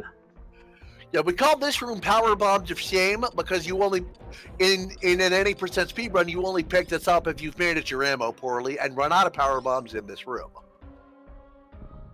You'll also note that Migs took another hit from that big side hopper right as the reserves finished filling him. That is because when reserve tanks are auto-filling you, timers like invincibility frames continue to run down. So it runs out, and he takes another hit immediately. Yeah. And nice of the heal there for Solsky. Well planned. The terrific finishes off land Moldorm. Blah. Blur. And did NDS get his gravity suit? I didn't see. He must have. Otherwise he didn't do the backside, only did the front.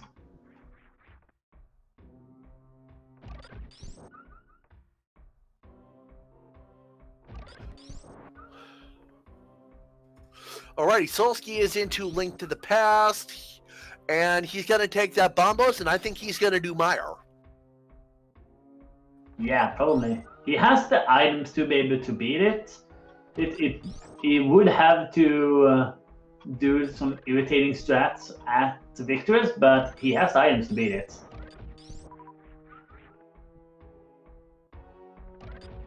Though even on 15 hearts, Green Mail Meyer is not ideal. Good thing he has Blue Mail then. You're right, he does. Derp.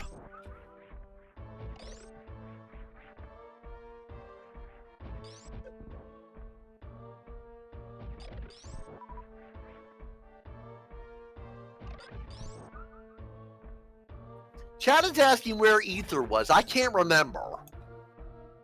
Ether was above Cookmeyer. Oh, right. Crockemeyer escaped. Yeah. Come on. We just saw that 5 minutes ago. Not even. What's wrong with me?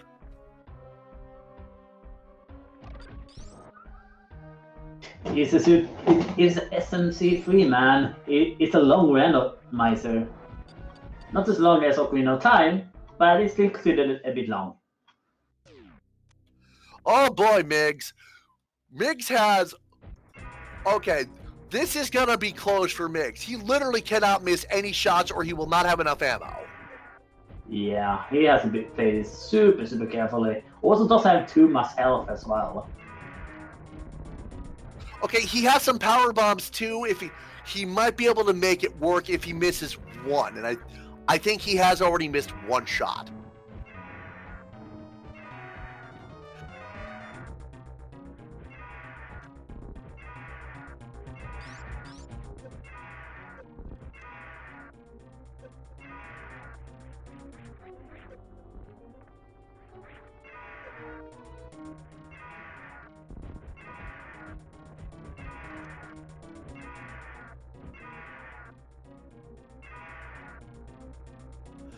All right, Mick's hoping for Ridley to grab him to finish. Okay. Yeah. Migs does not have Charge Beam. Charge Beam was at the speed booster area. Solsky's the one who found it.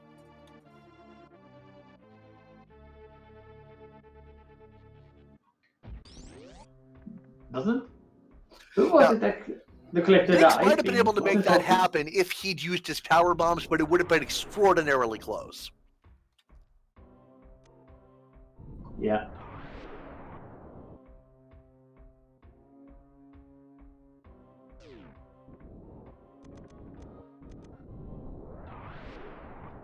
And that's the vanilla location for the Meyer Big Key, is it not? It is. You want to know actually a little bit of a trivia? Sure, hit me.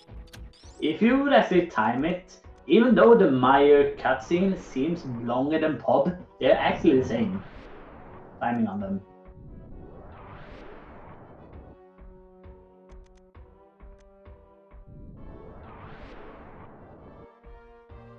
It's just that one of them is off screen and the other isn't, so it feels longer. Alright, and Diaz over to Dark Death Mountain.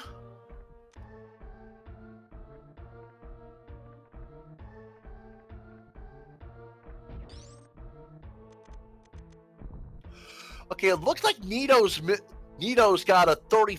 Oh, he's got a 45 super missile capacity. He just have to farm a little bit, and he'll be in a much better position to take on Ridley than Migs was. Yeah.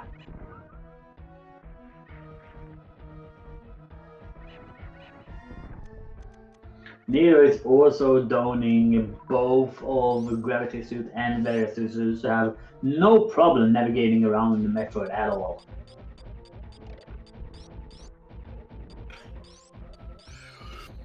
Yeah, based on Nito's item tracker and his ammo counts, he's got Super Metroid Go mode. The logic expects the charge beam, but he has enough ammo that he doesn't actually need it.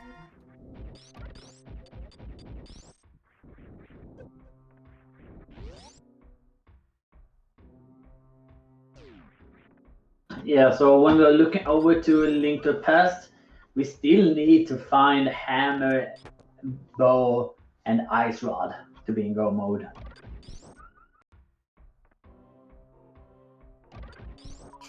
Cookie 2K2, right now I don't think he will because we have no idea where the magic cape is, and that could be literally anywhere because at this point it's not locking anything. Yeah. The only thing that would be useful for would be Spike Cave, but we still need a hammer before we would do that. And if we want another sword as well, there's one on Bump Ledge. All in Nananas. Ridley takes 30 super missiles, Mother Brain would take 60. They do 300 damage standard, but Ridley takes double damage from them. So for each one, for each super missile miss on Ridley, you would substitute 6 regular missiles. For each miss on Mother Brain, you would substitute 3. Solsky actually getting very low here in the fight against Victorious. Has to be really careful. Yeah, he's got 2 hearts on his blue mail. Would he be able to survive a hit from Vitreous or no? I want to say no, but he was able to dodge out from the damage. Victor's name is getting that power bomb and his 4th crystal of the seed. I did not see what prizes were in Meyer. I don't believe it was anything. It was only the power bomb that was of interest.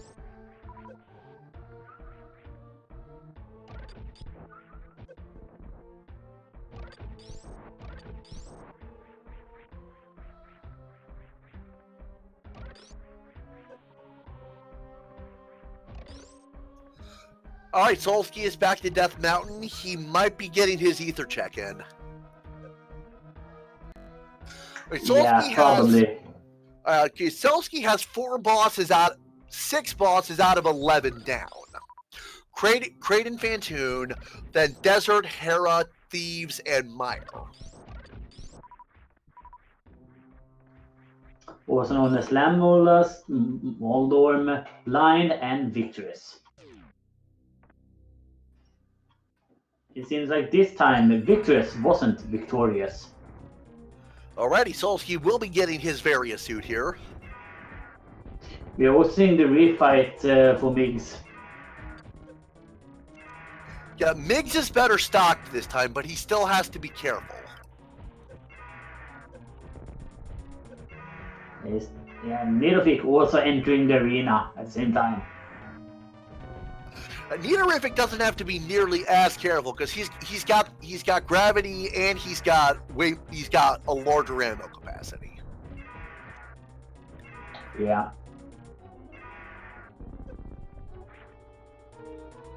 There we go. The refight has happened. Mix has defeated Ridley, and he's gonna be rewarded with. Well done, Migs.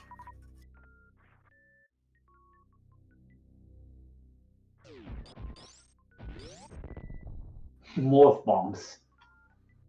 Now, Solski's into Gold Torizo. Now, what he's doing here is if you have less than 30 missiles, then Gold Torizo will not do the claw laser swipe. So he's waiting them intentionally so the Gold Torizo will only do the egg shoe, which he can farm for ammo.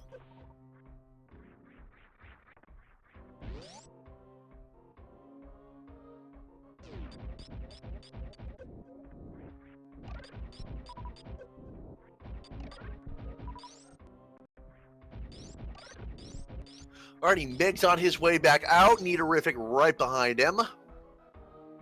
Same time, Nida's finishing off Trollorn, and is gonna head to. Oh, gets dead rocked. Oh, he dead rocked himself out of the cross game portal. Oof. Oof.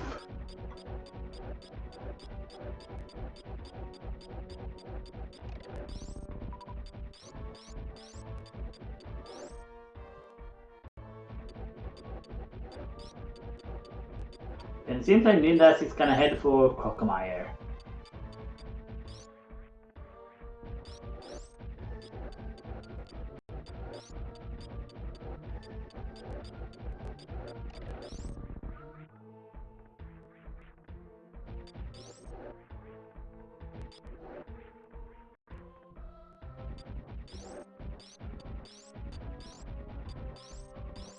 Biggs is playing a bit with his new friend, I see.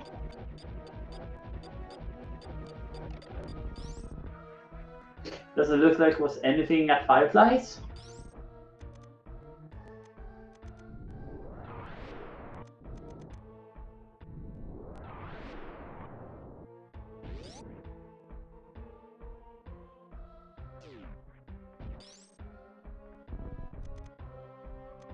And his Guru attack is really working out well for Solski here.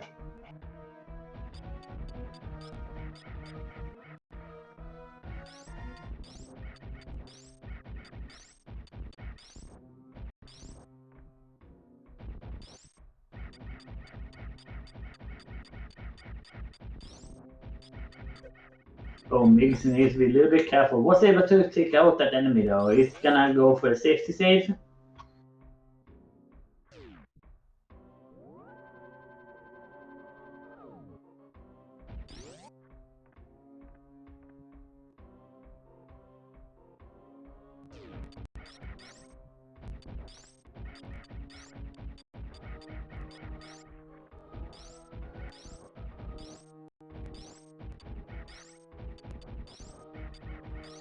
Nido is gonna go for a heal here.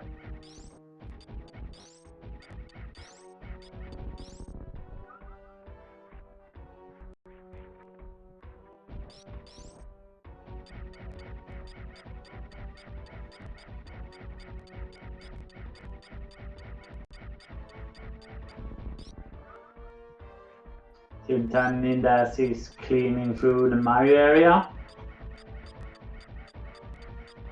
You can really feel how much health this enemy has now when looking over at Miggs and Nidofic's screen.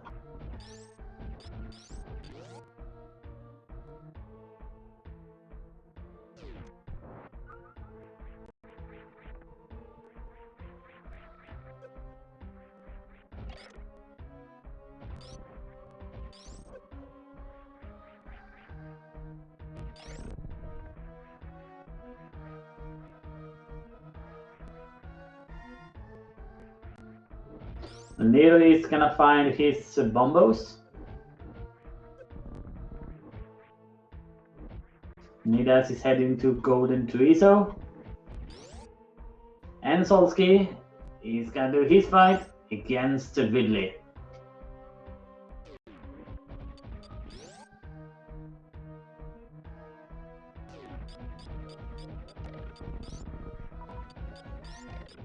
Big box, you might want to look over your audio. We can't hear you.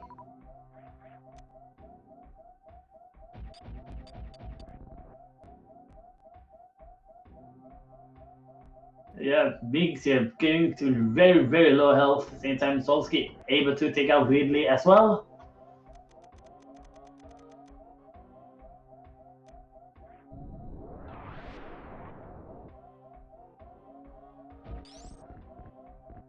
And that's also picking up his Ice Beam.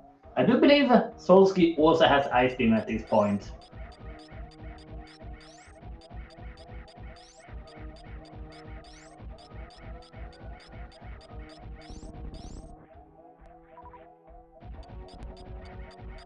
And we can also see that Miggs also has it.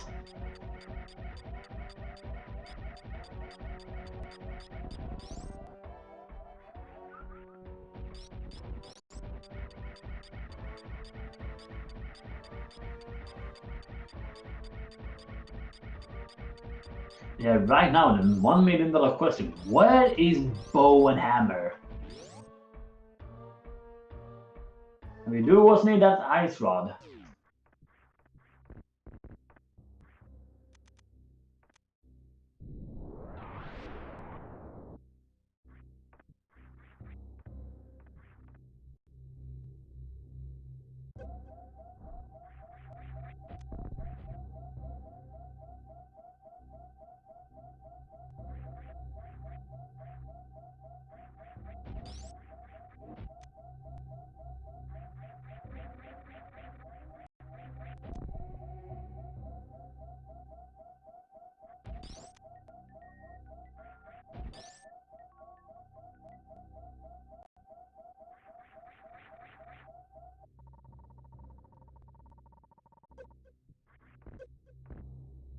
And we haven't seen Zack yet. That is correct.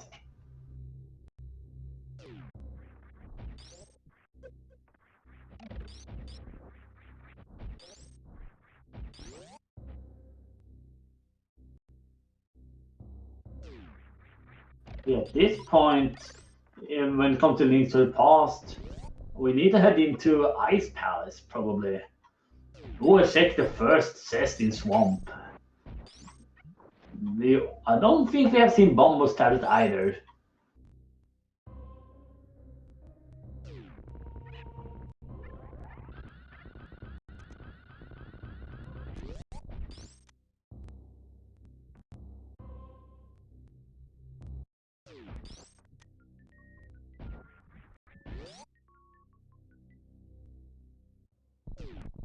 Yeah, we do have we have a lot of checks in Meridia as well, thanks to that gravity suit. So, oh yeah, probably gonna see our runners head there soon.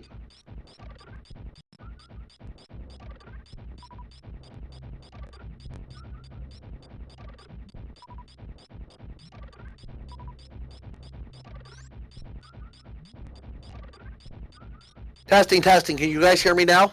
Oh my god, that's loud! Sorry.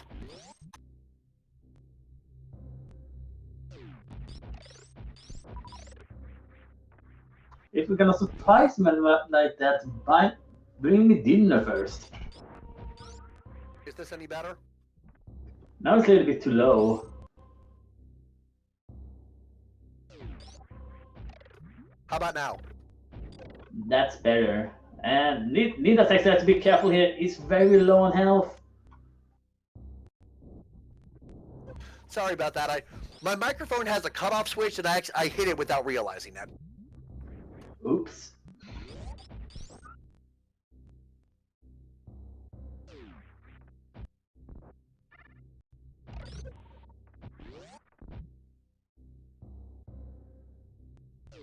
I missed that earlier. Apparently, the wreck ship Norfair Pre-Reserve was just the vampire skewer. Wait, we've seen Silvers? What'd you say?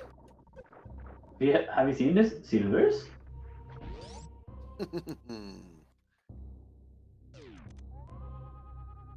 Solsky now heading over and checking Bombo's tablets. Solsky really needs to go to pod to get that gravity suit.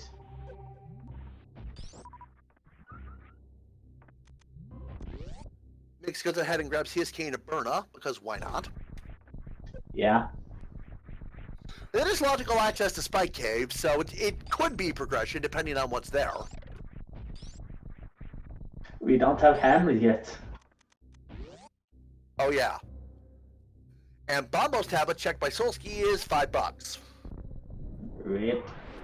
We're gonna have to see if he chooses to go into swamp and checking the first cest. Well, technically the second cest, but the first cest that has an item. He's in the right position to do it, so yeah, that's what he's doing. Imagine if Hammer was here all along.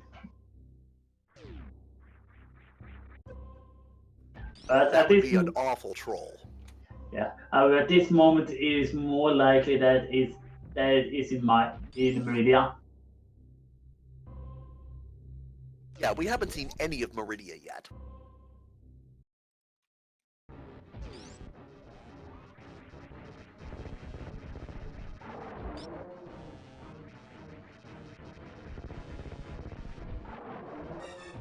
Okay then, what do we have in here?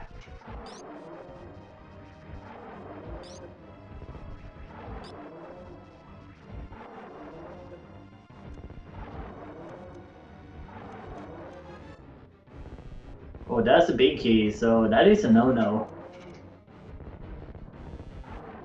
Are we locked out of Swamp by something that I'm not remembering? We are locked out by Hammer.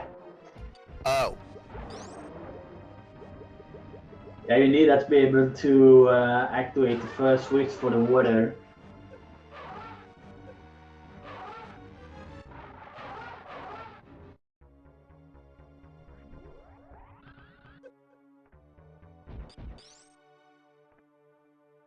Is Ninda's... Oh, you can science program these guys? You can indeed. That is the way, I believe that's how most any percent runs kill them. Alright.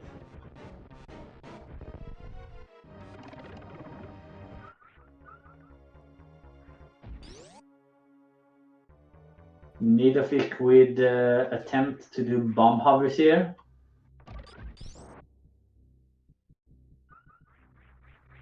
Not the hardest trick in the book, but certainly a useful one.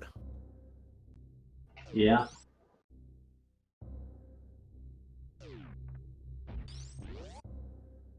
Eaterific gets his bolt coin, and...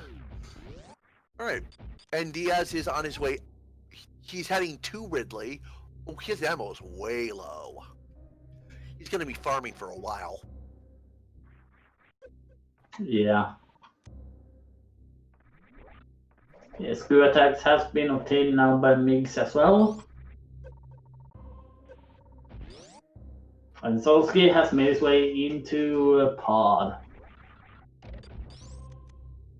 Alright, Solsky will get his gravity out of this, I believe. Yeah. Was the gravity suit logically available, or was it only because of the potion glitch? With that small key, I would say no, but I don't think it was on the Bollock side. Chad, if you could give us a hand.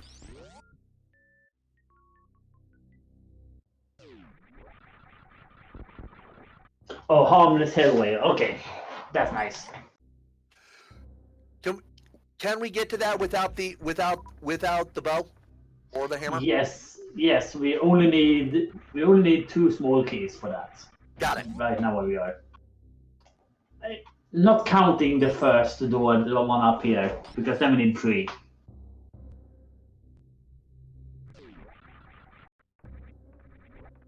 But generally, if there is a small key in this chest up here that is passing here, you should have enough keys for it, because there are a few keys at the back as well. Gotcha.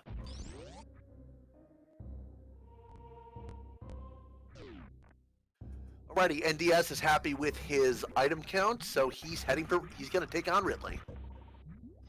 Only 27 super, so. So that'll substitute with 18 regular missiles. One of them was blocked by a tail. And I think I saw a second one blocked too, so. NDS taking an acid bath, trying to persuade Ridley to stay in one place. That works pretty well.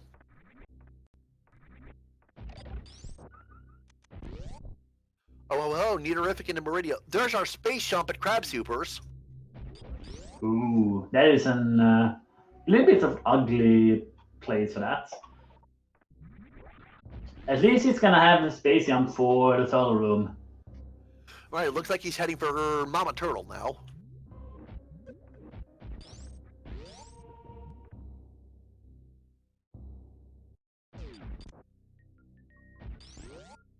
Two items in here.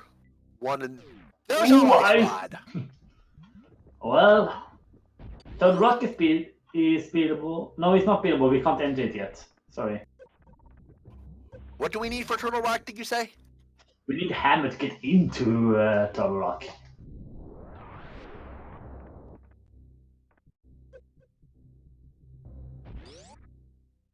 How exactly do we need Hammer? That doesn't sound right to me. We need it to be able to plonk down those hammer pegs so we can get the warp on top of Turtle Rock so we can use the medallion to open the mouth to enter Turtle Rock. Right, I forgot about the pegs.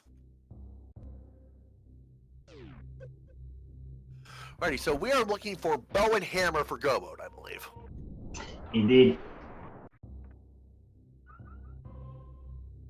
And you never suspect a very late hammer or a hammer Go Mode. You never suspect that. Yeah, Solskjaer taking the warp into Meridia here by the Ice Rod Cave. The dark one.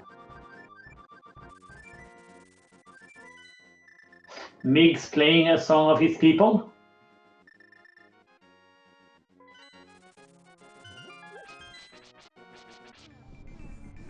And Diaz on his way out of Ridley. Yep, Solskjaer over into Meridia.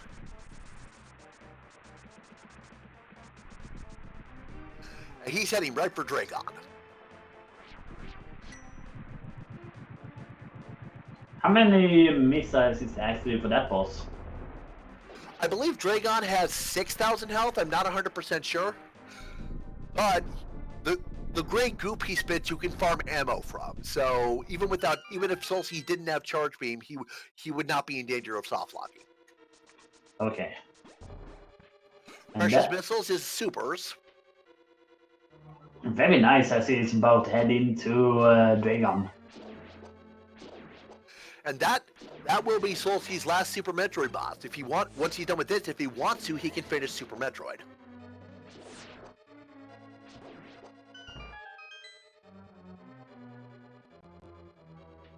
Neaterific heading to check the sand pits. Gonna check the one on the left first. He made a convenient save so that if this is nothing, he can reset back to that. No harm, no foul.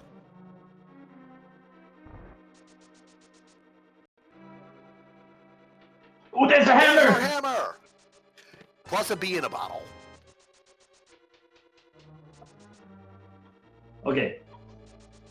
Even with how hype the bee in a bottle is, why is the hammer so deep in the scene? I know, right? Alrighty, so last thing we're looking for is the bow. And hopefully silvers.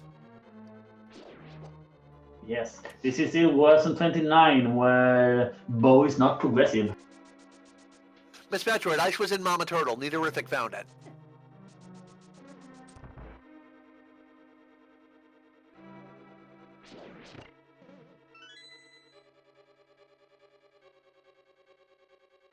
And there we go, Dragon is down for Solskjaer.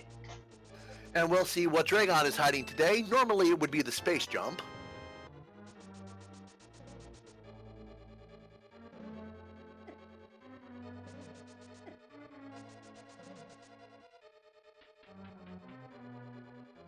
It's just a pack of missiles. So we will see what Solskjaer does, because is middle of Meridia is absolutely required because that ice rod and the other thing that I'm totally blanking on.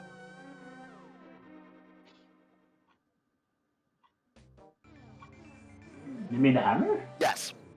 Good grief. My brain is just fried today. Yeah, we still don't know what the bow is, but at this point, I would suspect that it's gonna be a vanilla bow in Turtle Rock.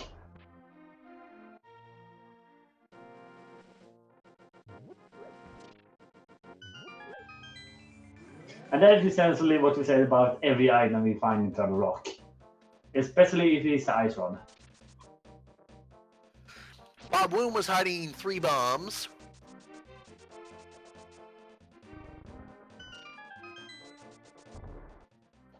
So Solsky now heading over to middle of Maya and the Meridian rather. So we'll see what he does from here because he's got the entirety of Meridia open. Okay, he's gonna check the sand pits first. No, he's checking the Aqueduct Shine Spark. Oh, Neaterific's opening up Turtle Rock for us. We'll see what's in there. Yeah. So he's gonna make the same convenience save that Neaterific made. I would suspect right now that Neaterific would not want to find Grapple Beam because that would put Shock Tool into logic. And he was just there and left. I see Miggs has the mirror shield. Where was the last shield upgrade? I didn't catch it. I don't remember. So nothing in the other sand pit.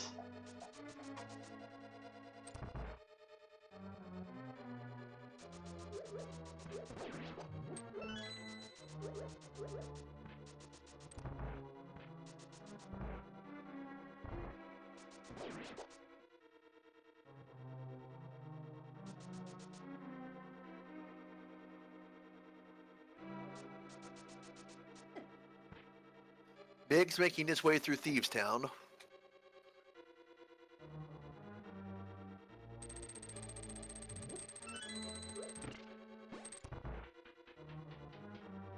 Yeah, Neaterific going through Turtle Rock. Neaterific can full clear Turtle Rock at this point, right? Yes, he can. Laser Bridge would not be in logic because it doesn't have either Burna, Cape, or Mirror Seal. However, there is a few strats to get around that. He does have Burna. He just used it. Oh, I totally missed it. Yeah, yes, it's good.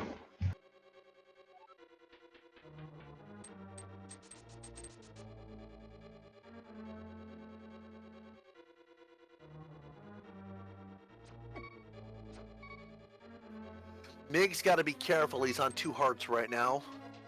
Solsky heading through, probably going to Gate Glitch to get to Main Street instead of breaking the tube. Or he runs out of super missiles and has to break the tube. Aww. And Diaz trying to Gate Glitch down to Crocomire. He gets it.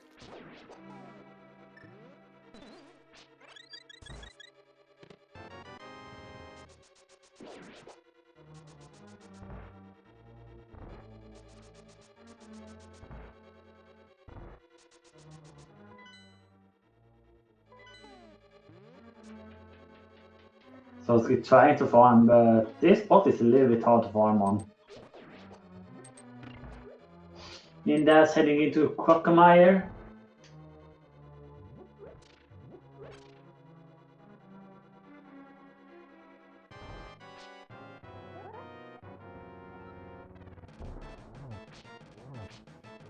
And Blind actually tells us Myra requires Ether, Quake, or Bombos, which is not helpful in the slightest. What you meaning? It's totally useful. It's definitely useful if you haven't played a vanilla game. Alright, Neaterific is going to check Spike Cave. No, this is Mimic Cave. Mimic Cave, yeah.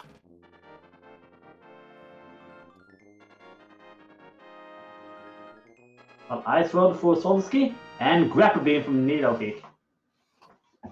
Oh, that's awful. Because like you said, that puts Shack Tool in logic. Why did I have to say that?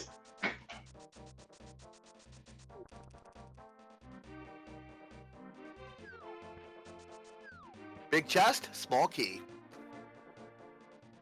Okay, we have a potential here if we get a small key from Crystal Road that we could skip the Laser Bridge. However, you could, if the bow wasn't here, you could have skipped this entirely really by not opening the big chest. Because yeah, today we're gonna have to do Laser Bridge.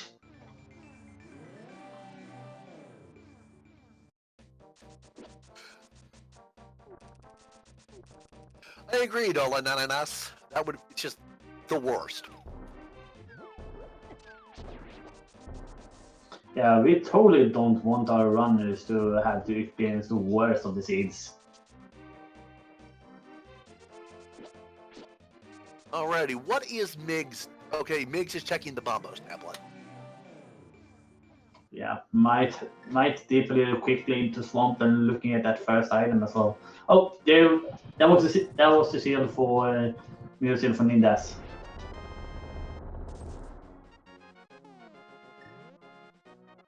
But we're seeing that one. Where was the last one?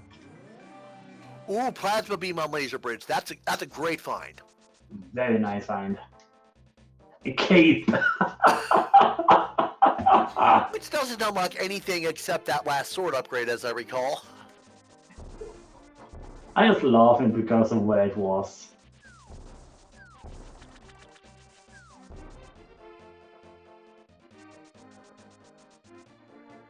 Okay, time for Trinex for Nidovic.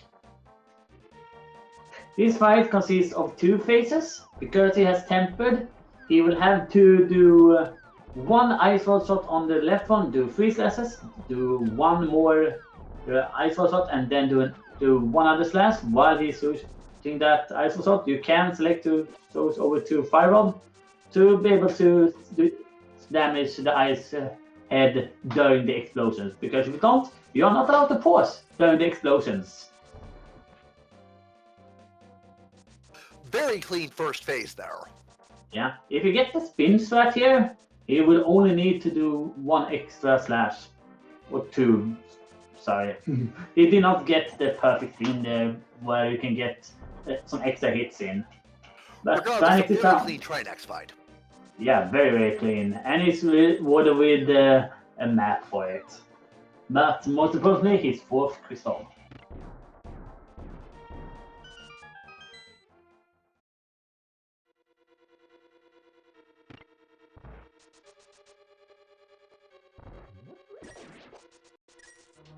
Migs is getting, I believe, his first check of pod. Yeah. Solsky is now gonna head into Tull Rock as well, and we're gonna see Nidovic heading over to Spike Cave.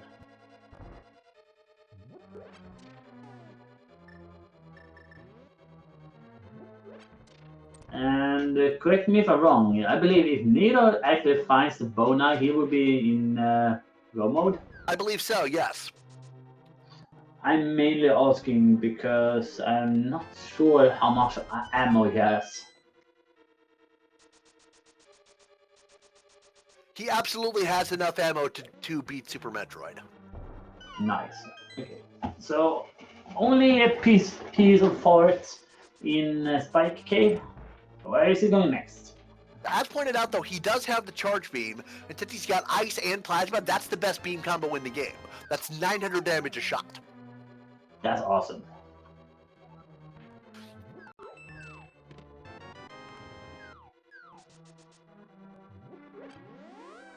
So let's get some guesses in where we're gonna find that bow.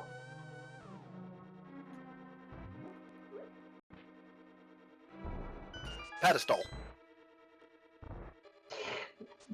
That is not viable because Eastern is a pendant. Oh.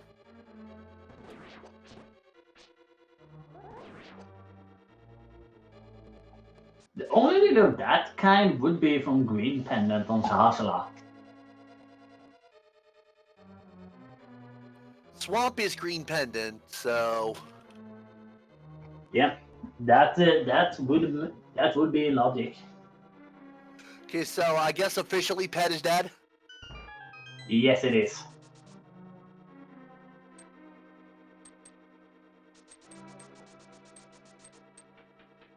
We might see Ninda's actually checking Ped after this. Or no, he's gonna check Ped now.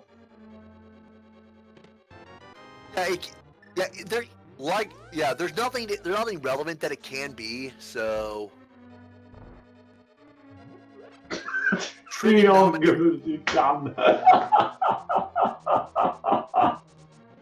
I don't know what that hint is referring to. Isn't that Wave Beam? Oh yeah.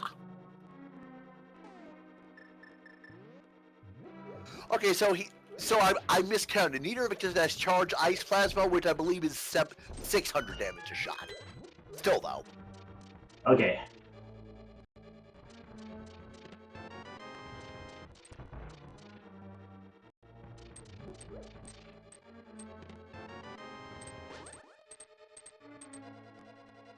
Miggs appears to be mildly annoyed by finding the gravity suit in the harmless hellway.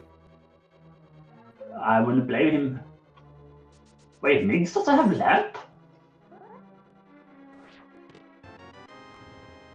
Where did we find Lamp? I don't remember. That was lower paradox. Oh! That's interesting.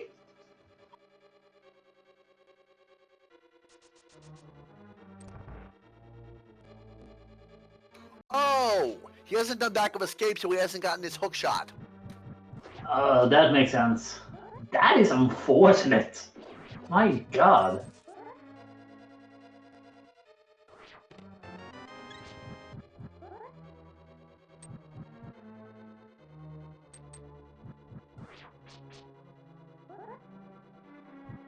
I will be right back.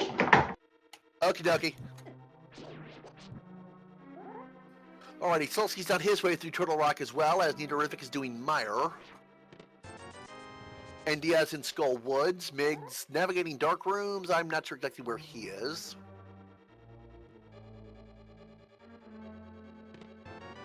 Oh, he was in the dark maze.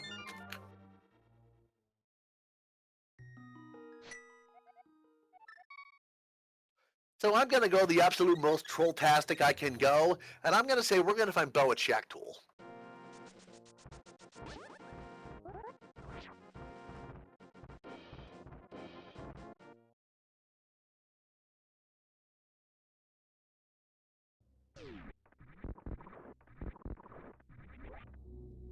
Alright, it looks like Miggs has done crate, so he's probably following that gravity suit to Meridia.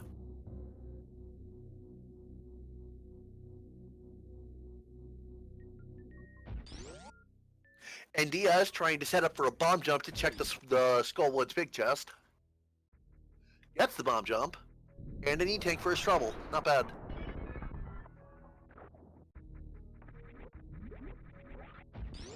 So my guess for where the bow is gonna be an Ice Palace. I decided to go full troll and say I hope it's on Shack Tool. Okay, you want to be the worst person in the whole world. Got it. I'm sorry, was that not already obvious? Kinda though.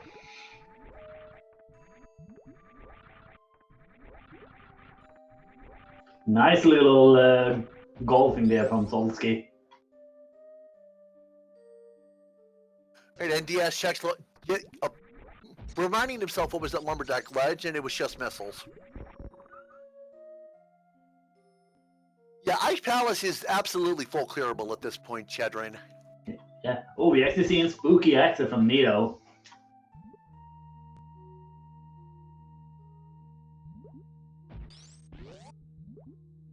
Oh, a little bit misaligned here. He's a little bit far down. There you get it. How exactly does that glitch work? I've never been clear on it. I don't know how to do it either, but yeah, I know how to set it up, and that is that it starts already outside of Mire when going through the warp to Mire. You need to enter it from the bottom. When you get in, you need to do a specific trick to when you plant use the Ken Maya on the button. Then after that, it must be some sort with different buttons. That is not what I did. Okay, I refilled my water bottle.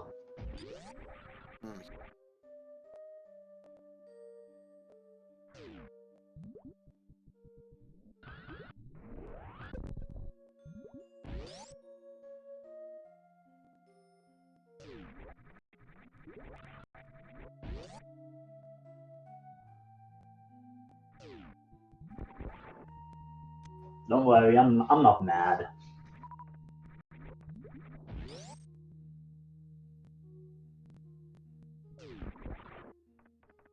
It'll be interesting to see now where Nidafik decides to go. Oh, he's gonna do hammer pigs. Yeah, that's another location where that bow could be. I don't consider that one too bad though. No, it wouldn't be. I would just be a little bit out of the way. Yeah, considering that the Smiths wasn't anything, you could have just combined hammer pigs and Smith together. So.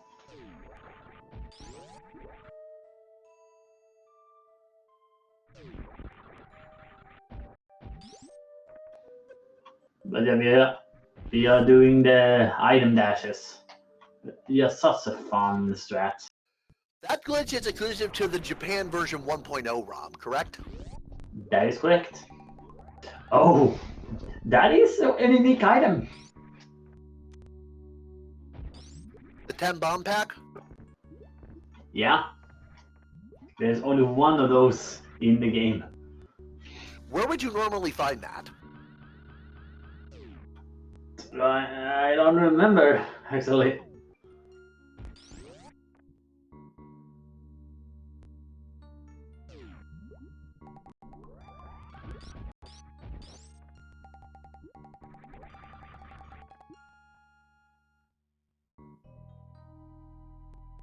But yeah, Solsky has entered Ice Palace looking for that bow. The first one is a small key, so we have access to the hookshot side without the hookshot.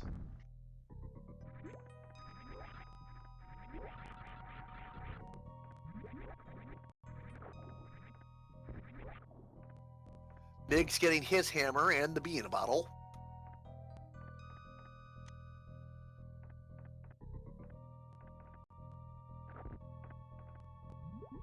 And Diaz working his way through. Thank you. I'm getting some correction about the Big 10. It was added for standard mode, so for bomb starts. Gotcha.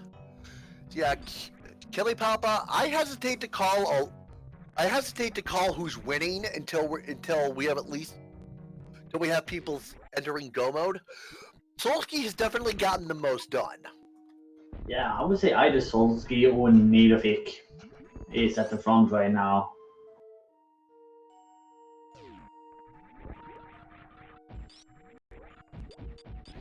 Yeah, Solsky has 2 crystals left, Ice Palace and Palace of Darkness, and then Ganon and Mother Brain. Nidofik has the same amount of crystals, but hasn't it done Dragon? I actually don't remember.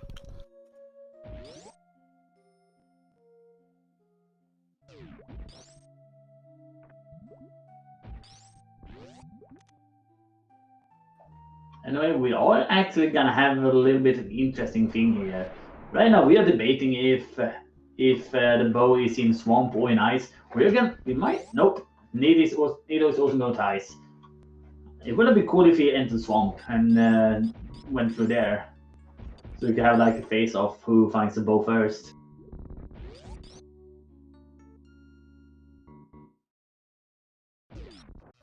The super missiles on the vanilla big key location. Big's fighting Baboon. Looks like Nito may be heading for Dark Ice Rod to head to Meridia. Okay, so he might not have done Dragon I then. guess he hasn't done Dragon yet. Otherwise, I don't know why he would be going here. Yeah, he must have done the front of Meridia and then noped out. Yeah, that is a possibility. So, super missile from the Ice Fighter room as well.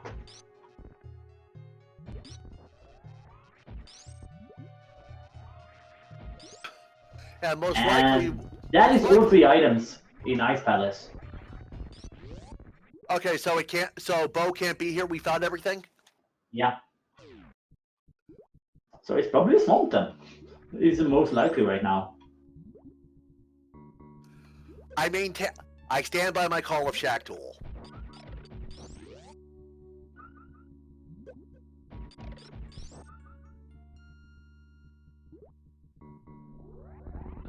We do also have to acknowledge that it was a required double dip pod to see it as well.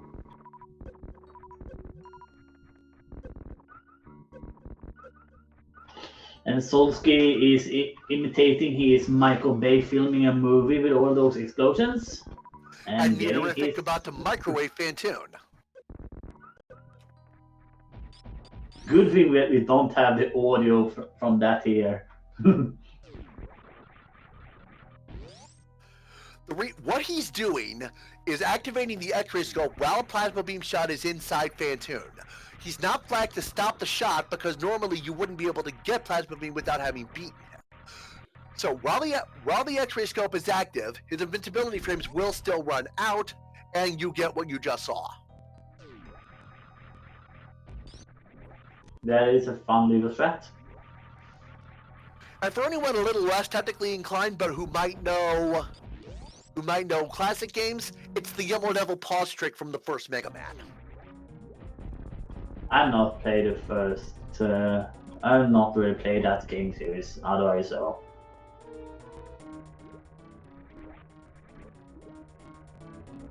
But yeah, Solsky heading into Swamp now. What else do we have left in Metroid? If it is not in a Swamp or Shack Tool. We might have the plasma beam room. Okay. But I think that is it. I think that's the only thing in Super Metroid that we have not seen.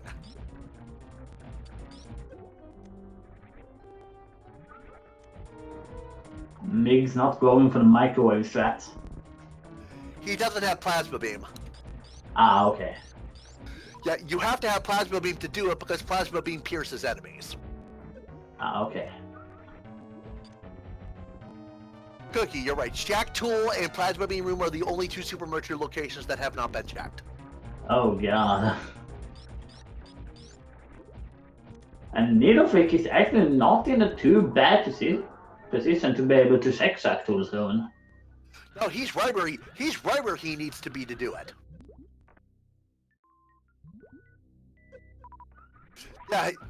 Yeah, he never checked the right sand pit.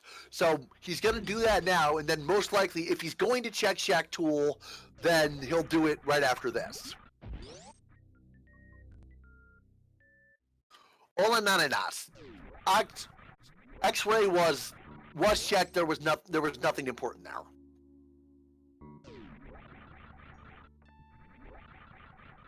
Okay, we did find a big key here to Swamp here earlier. So no, that's just 50 rupees. So heading down to the compass test.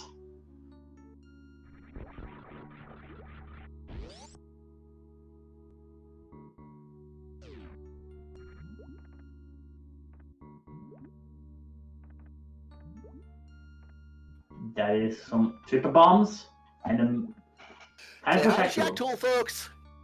Gonna have a good 30-45 second break while he digs through this wall.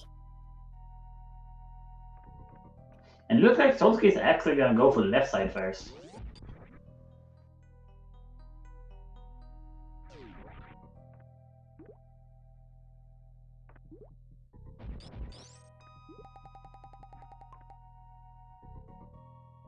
And Miggs is actually also in a good position here to do a Shack Tool.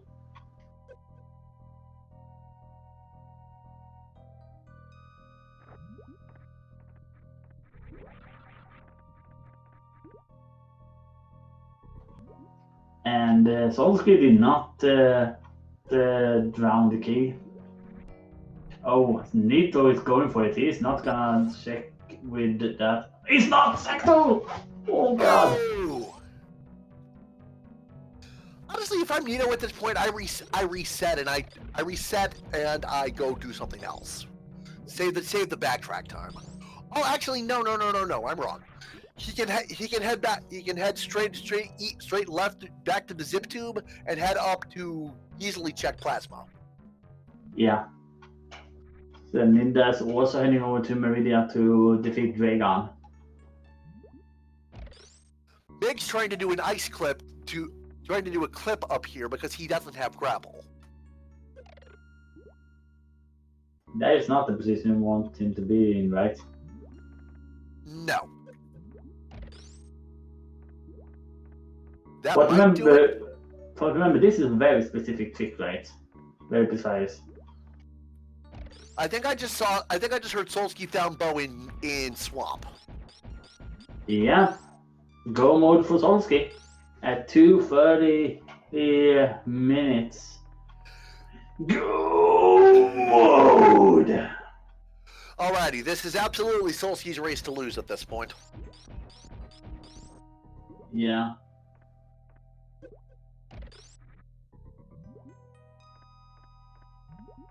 So what do we have in Plasma? Do we have Silvers here? Nope. It would have been fun if this was Silver as a tease.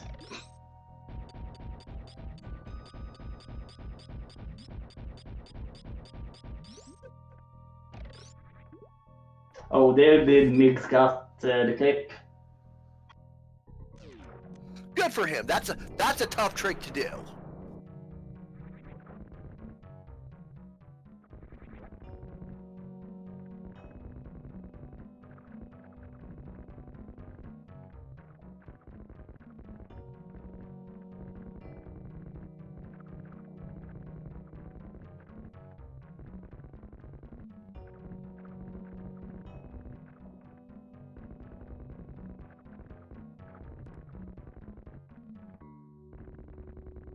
Yes, Solskjaer is gonna come in with a really, really good time for basically 100%ing this seed. Yeah, I think he's going to be sub 3 hour on this, depending on how Ganon's tower goes. Yeah.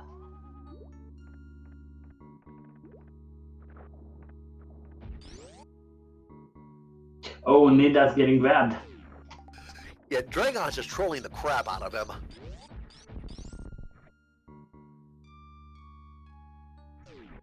Trying to do damage with Shine Sparks, which is actually a very effective way to fight Dragon.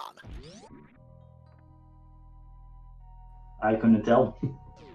I never tried that before.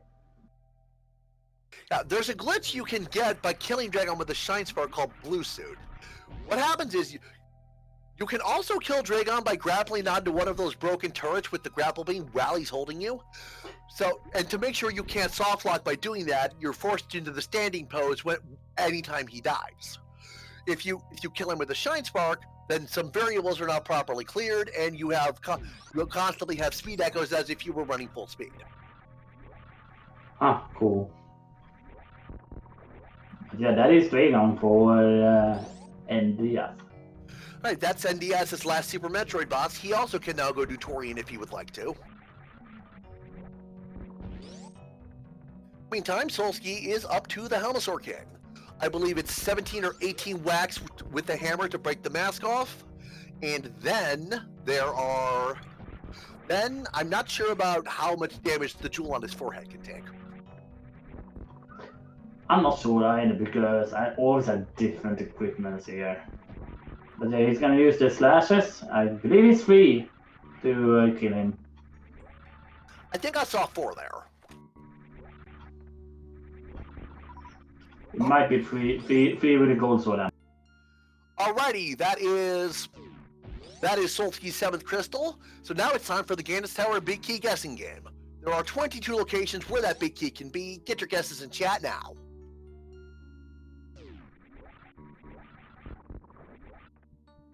What do you think is gonna be big box?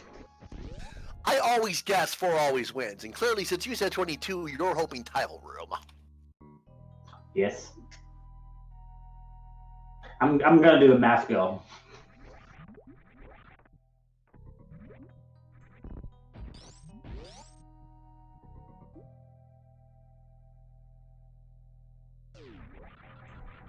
So let's get playing a bit with the dead rocks.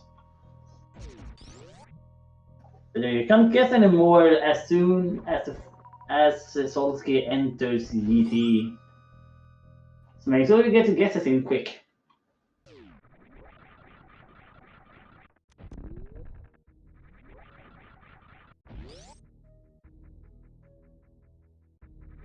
Meantime, Miggs is on his way out of Meridia. Eaterific is heading for Skullwoods. And Diaz is getting ready to check the sand pits, I believe. Yeah, looks like it.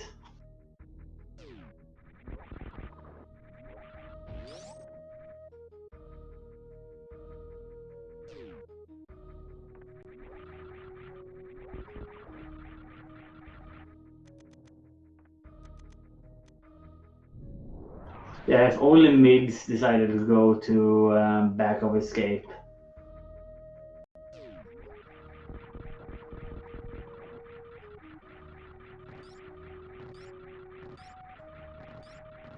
Alrighty, it looks like Diaz is also gonna check Shack Tool.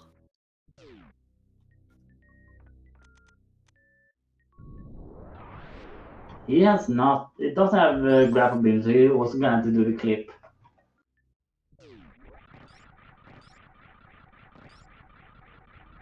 Alrighty, Solsky is now in Gandalf's Tower. The guessing game is closed now. So in number 1 we have a small key. In number 2 we have another small key, which means we're gonna stick on the right side. So there are kind of 3 routes who is kind of meta when it comes to navigating in GT. We have the full right side, which would happen if we find a small key in Hope Room, which is those 2 sets over there. We have the full left, and then we have Dark Condition, which you begin with going left, go to Staff Force Room, mirror out after doing the Staff Force, and then go right side. Alrighty, so we've had just those 2 checks, right? Yeah. So here's 3, 3, 4, 5, 6. 6. Yeah. 4, 5, 6. Big key number 6. The one time I don't guess for my lucky number. Looks like Rangemon 999 and 0M were the closest with 7 and 5 respectively. GG to them.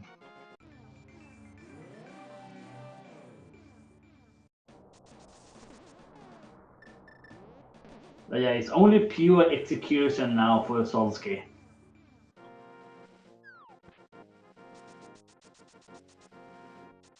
Do you think Solsky takes time to open chests and hopefully find the silver arrows? I mean, at this point, the only place he hasn't sicked is the remaining chest in Swamp and the Green Pennant, so maybe? But there's still so many checks in GT which he hasn't checked. The odds are stacked against him for finding silvers here. But then again, when did odds care when it comes to the randomizer?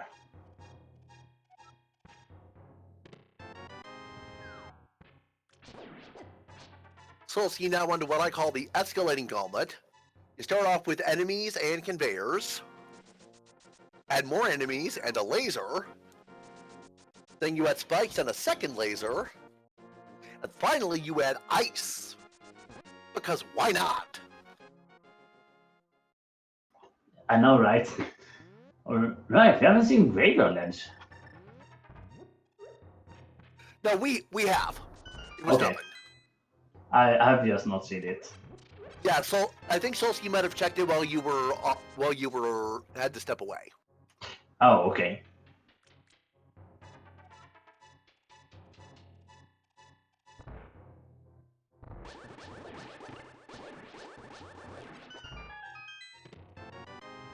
Mig's finally checking Paradox.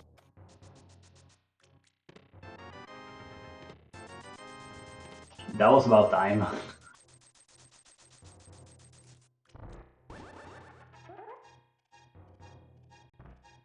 So we have the two Wizroads room here. So Mario Strats make quick work of the Wizrobes in both rooms. Very clean, very clean. He's gonna have to use lamp here in the torch room though, which is low. Oh yeah, he's got really low magic. Yeah, he's probably also gonna go for the pot. That makes sense. He's probably gonna go for the magic up here on top right. Yeah, that's a good call. One good thing with doing that is that you will then ensure you want to despawn every enemy on top of GT. Yeah, I've heard about that glitch. Have not seen it happen. It has happened to me. Yeah, Solsky's still opening chests. He's hoping for those silvers. Yeah, only 2 sets left here at the top of the tower. We have this one, which is the pre-modern one. Gonna also take time to fill up his health and magic.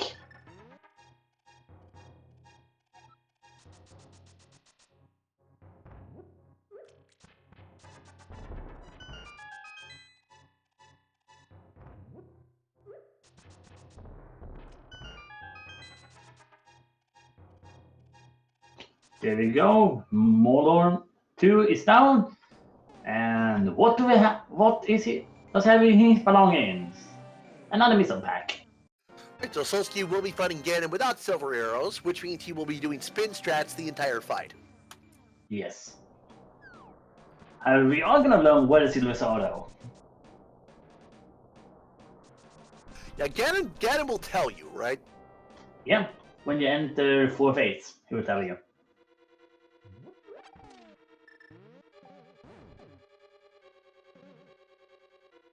So we have a double there for Solsky. Another double.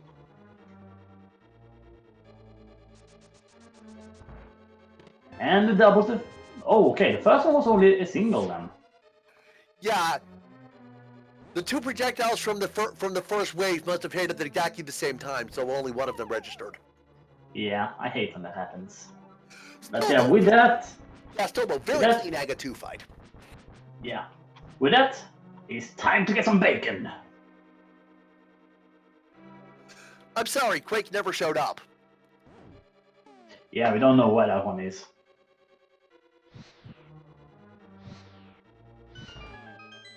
Yeah, but how can you have bacon without the bacon coin? We are about to fight the pig right now.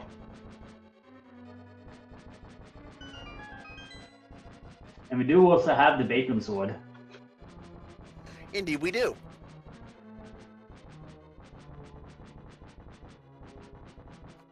Miggs is rage slashing like mad, I don't know why. Might be irritated with how the seed has gone so far.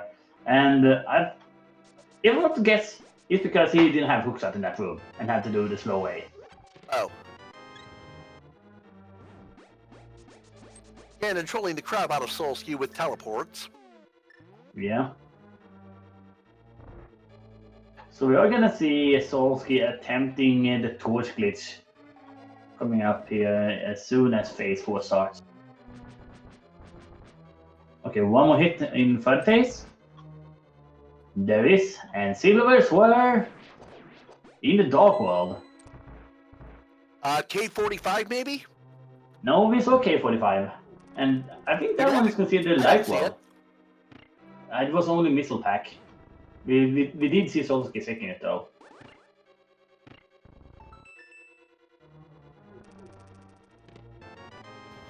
Was there anything on Dark Death Mountain that was not checked? I don't think so. I'm trying to think of Dark World Overworld that we didn't see. I want to say we saw catfish. I don't remember seeing catfish. I think some of our runners made it there, but I don't remember actually seeing what he had.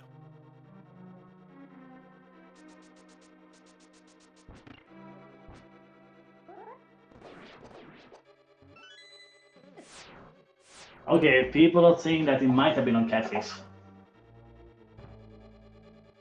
Well, there it goes Ganondorf. GG for Solsky. He has completed A Link to the Past. Only has the brain left. Actually, that's just a single G because that's one game out of 2. Word specking, yes. Pyramid Fairy. That could be it. Ah, that must be it, yeah. Which actually is the vanilla location, isn't it? Indeed it is.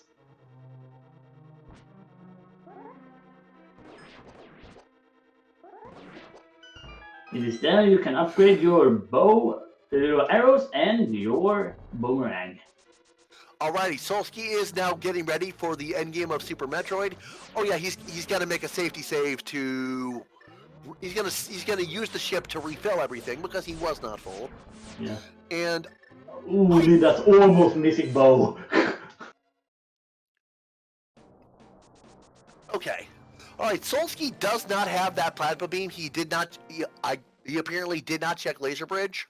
So those 60 super missiles are going to be what he uses to fight Mother Brain. Because charge and ice phaser charge is pretty weak, maybe 150 damage at a fairly slow rate.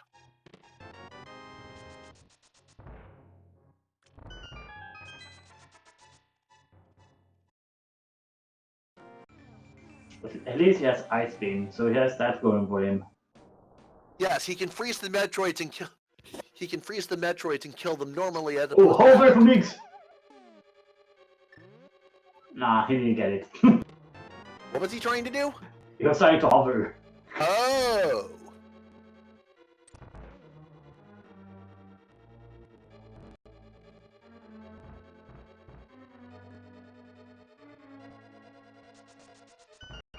A very daring strat, but I like it.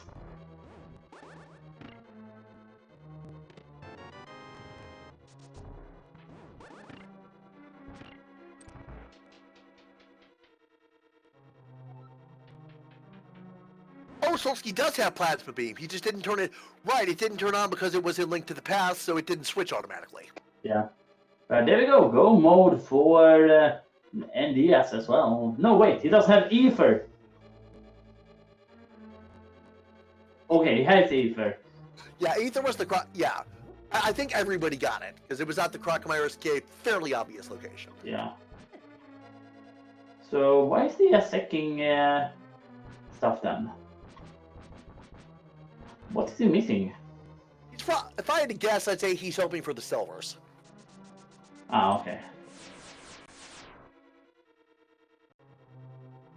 I don't actually think silvers would actually save too much time here. Oh, we are seeing seeing a little skip here from Solsky. He's almost got it. Oh, last second loss. That is unfortunate. Aye, aye, aye.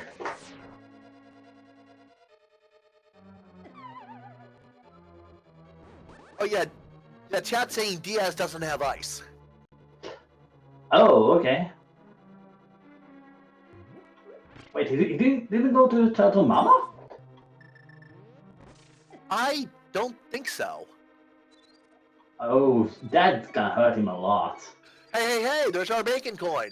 That in whatever side of swamp that is. Oh, that's flooded cest.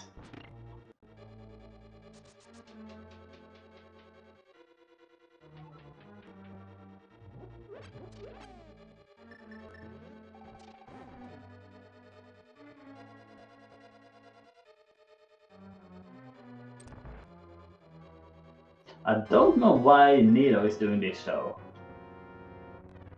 Wait, was Nero over the left side swamp actually?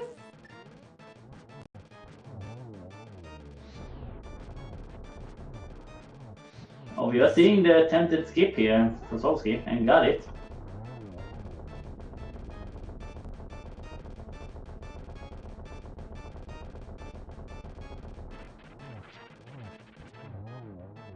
Miggs gets the double spin hit on Trinex, so one slash finishes him off. Very well done. Beautiful. Alright, Solsky is through Mother Brain Phase 1 while I wasn't looking. That Phase 1 has 3,000 health, and you also have to use enough projectiles to break the glass all the way, which is 18. Cool. Now, Solsky has that charge ice, which is 600 damage a shot. Mother Brain has 18,000 health, so we're looking at 30 shots.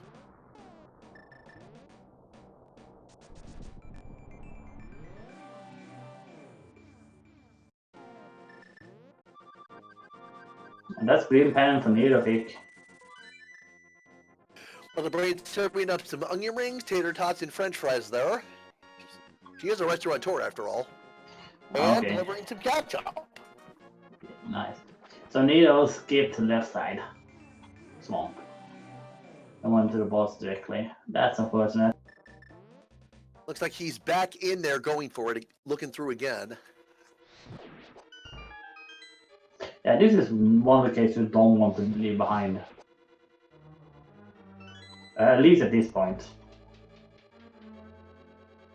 Alright, so he will be going for the stand-up glitch. There are two specific points at which the game tries to force you into the kneeling pose. Right, there was one of them, you saw how Samus the Sprite glitched for a second. The same thing will happen as the baby Metroid is detaching from Mother Brain as the cutscene progresses.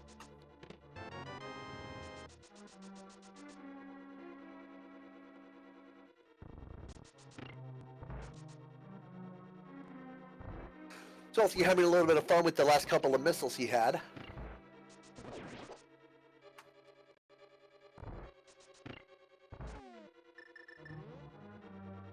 There we go. Solsky is now dealing damage to Mother Brain's third phase, which has 36,000 health. If you have Charge, Ice Wave, Plasma, it is possible to drain her health all the way before the cutscene finishes, but it's very, very close. With only Charge Ice, it is not possible, but Solsky, it will save time. Wasn't there a soft lock you can do here? Yes, you need to have the baby Metroid in such a position that Mother Brain can continue hitting it once it's done refilling you. Ah, okay. Also have to be careful here, because if you have a beam shot on the screen while you transition to the Hyper Beam, you will hard lock. Ooh. Looked like 13 Hyper Beam shots. Very well done by Solsky. Yeah, now it's not time for the escape sequence. We are probably not gonna see the animals being saved this time around. Oh, absolutely no way. It just would be unheard of. Would be unheard of for this point in the for this race time. Oh, I actually got the perfect frame there, entering at exactly 3 minutes. That's actually not that trick is actually not terribly hard. I've managed to do that too.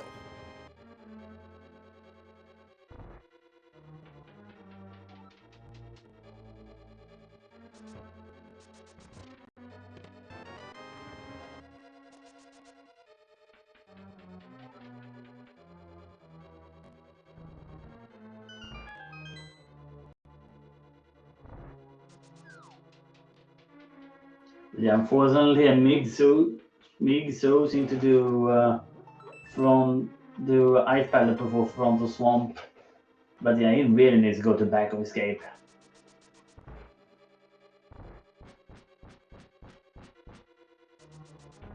But yeah, Solk is actually gonna have a pretty good finish here on the escape portion as well.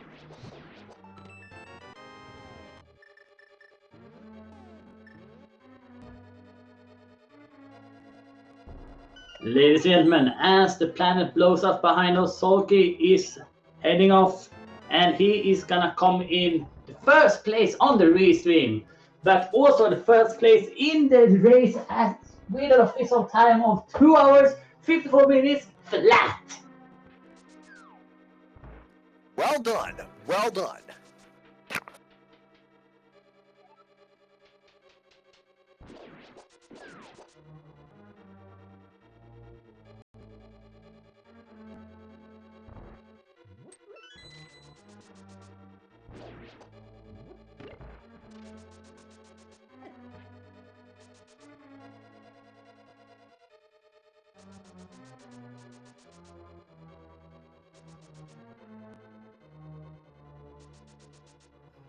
Cookie, I would rather kill myself than have a steak well done.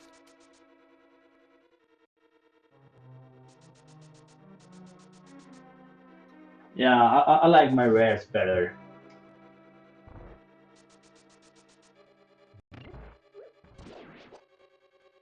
Alrighty, we've asked Solsky if he'd like to come in for an interview. He has not answered yet.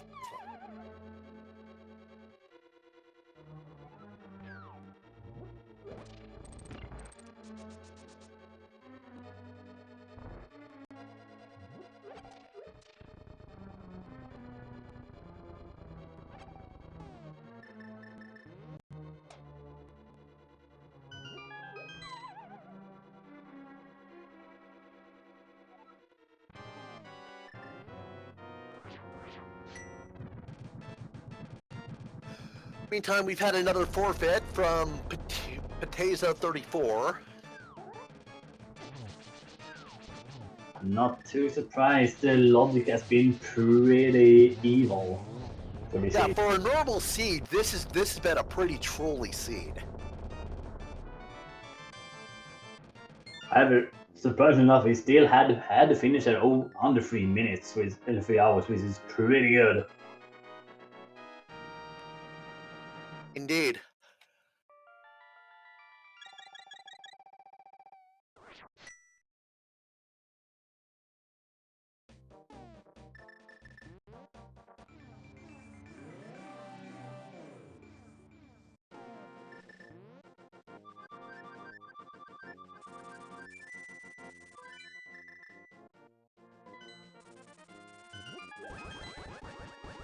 And as Nito is heading over to GT, we are welcoming Solsky to the chat.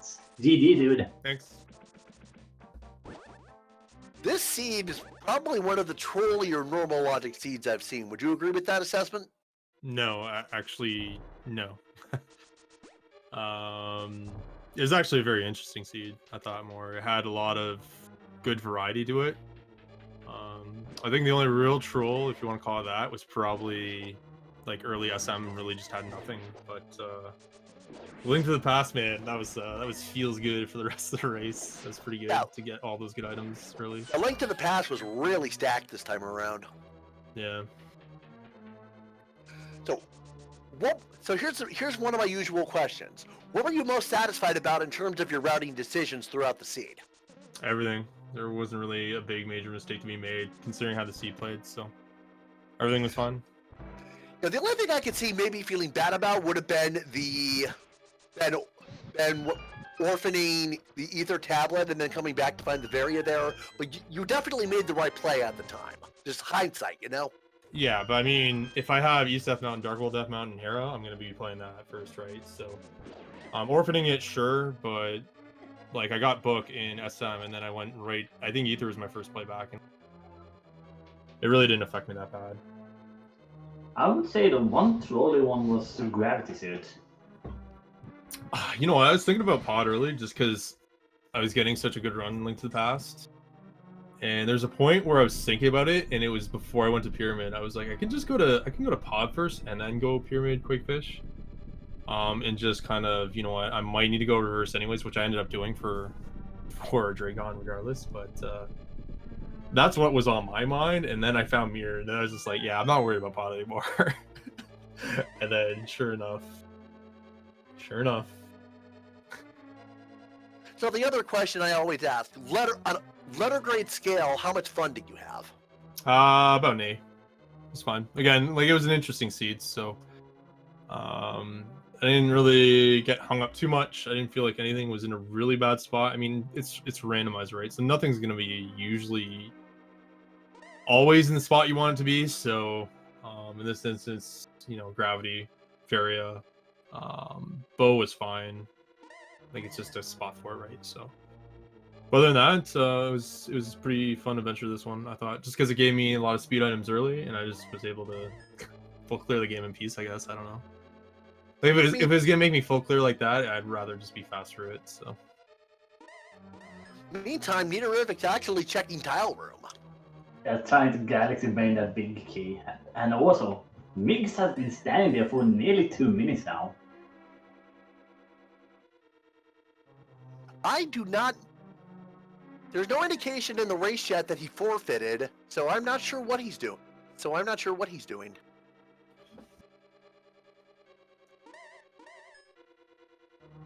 But at least he's standing in such a way he's not getting death.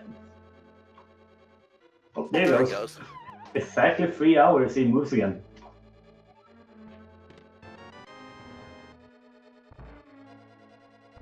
Must have been something we missed.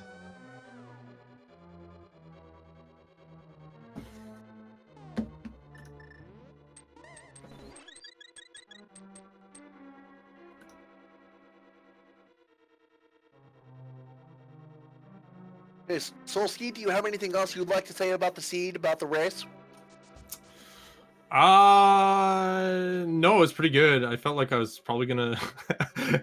It sounds bad, but I thought I was gonna be either first or second, based on like where items were in the early game. Like, only because I get Pearl first, doing Sash first, which I pretty much have done habitually since the dawn time now, and running into Dark World Access like that before Morph, and then finding Morph after. I kind of knew how the other runners would play, and correct me if I'm wrong, I'm pretty sure everyone just would have went to SM.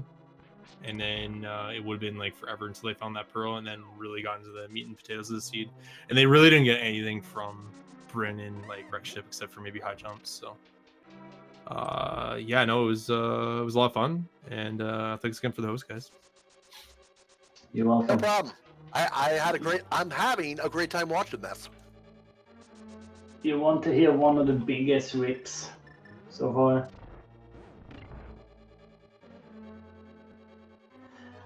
Migs have yet to go to back of escape. Oh, he has left. Okay. All right. Yeah, I believe Miss Metroid said in the chat that at this point he doesn't actually need hookshot because we know there's nothing that it's blocking.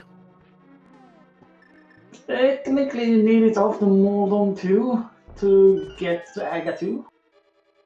Oh, yeah, and she says Migs is capable of doing the hover, so. Oh, okay.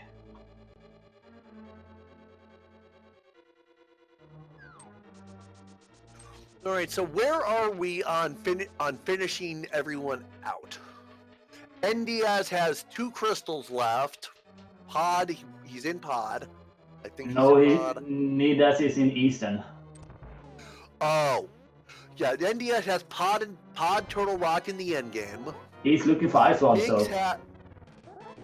Oh right. Oh god, he's not gonna find it. He's not gonna find it for a long time. Yeah. Yeah. Then Migs has Pod, Mire, and Desert to do. And Nidovific is in Ganon's Tower, right? It is probably going to be Nido coming in second here on the restream. Meantime, Aussie 101 just finished at a time of 3 hours 3:54 for second place overall. Cool. Congratulations to him. And we do generally tend to wait until the time has gone past on the restream to announce those sort of things. Right, yeah, that's how I've always done it.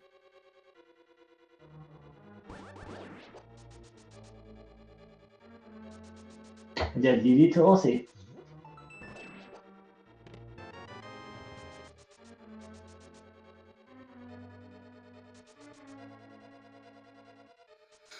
Yeah, so Miggs needs to go to left side swamp to get his go mode. And Nidias needs to go to Mama Turtle. Yeah, that is gonna take a little while. And looking right now, he's gonna go for the gamble. He's gonna go into Turtle Rock. I think he's that's what he's doing. I was hoping he would be going to the cross game portal. Yeah. So doing a little cool speed strat there actually to get up the ladder steps a little bit quick.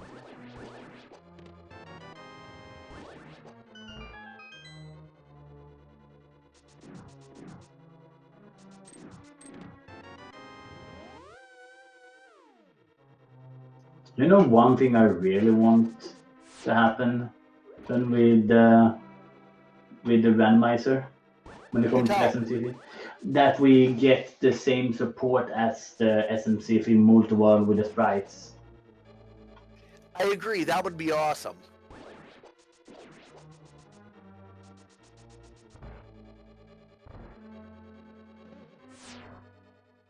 Only that's checking basement of Hera. And Diaz sets up coffee break strats so that he's standing on the block pushed up, so the game renders him invincible, and he gets a nice little break while the tiles expend themselves. Yeah, nice little trick. But there we go, Nilvik has defeated Agatu as well. It's time for him to claim his bacon.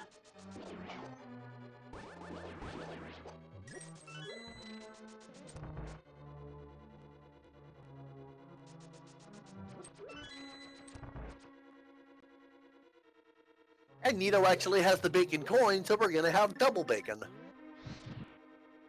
Triple if you count the sword. Indeed, indeed.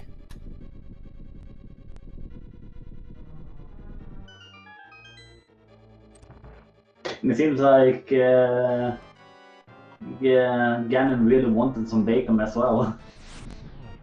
Yeah, he's talking about how we were supposed to bring the food. Yeah. It's your house. You're the one you're the provider. That is why we are coming here for bacon.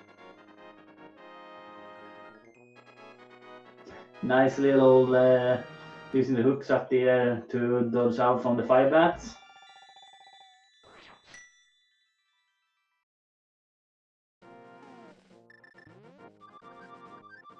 This don't see too often, navigating backwards towards out of Spike Cave. Now trolling the Ganon now trolling the crap out of Neorific with the teleports. Meg's now also heading into Eastern. And Diaz transitioning to Super Metroid at the business center. Hopefully this is his middle of Meridia check. Hopefully, yeah.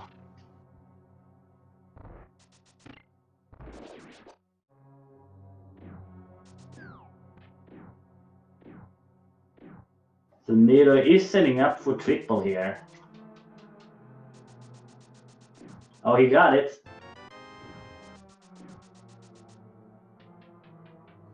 All right, yeah, this is it. And Diaz is going to get his Ice Rod and get into go mode from here.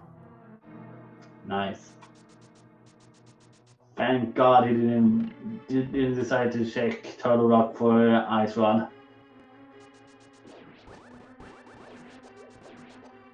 Right, he sees the space jump at Crab Supers.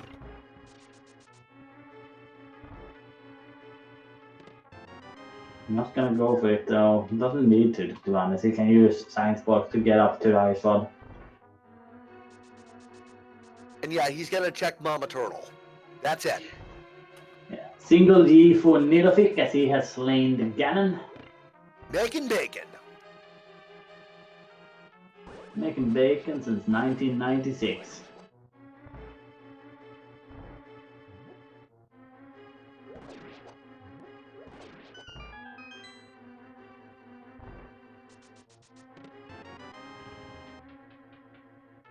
Oh, he accidentally shot. But he's gonna use the turtle to get up, and you trying to set up the bomb jump as well. Not gonna be able to get that though. Now, being able to start a bomb jump in midair is a really useful skill to have. Yeah, but there we have go mode for NDS. At 3 hours, 9 minutes, 20 seconds or so. Yeah, about that, yeah. Captain MD13, yeah, he pretty much did.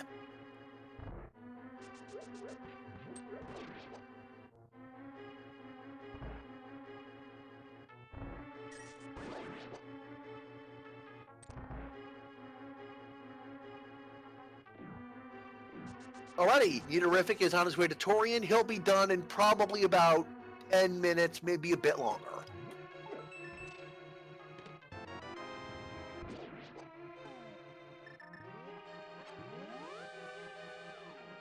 But yeah, that's all of this. I checks Meek's gonna do in Eastern. Why is it gonna go next?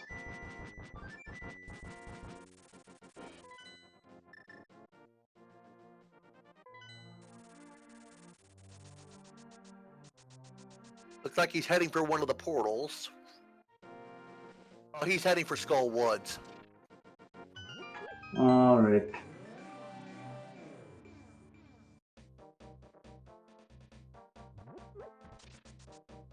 Or not? Hammer pigs again. Oh, yeah.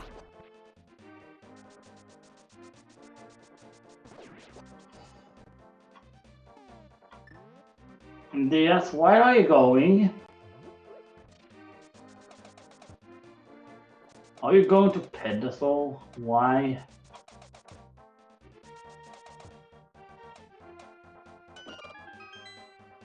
I still not realize he's in go mode. Apparently not. Or is he doing this only for stream? Wait. Oh, he has all the pendants. He does have all three pendants. He really wants that way that beam then.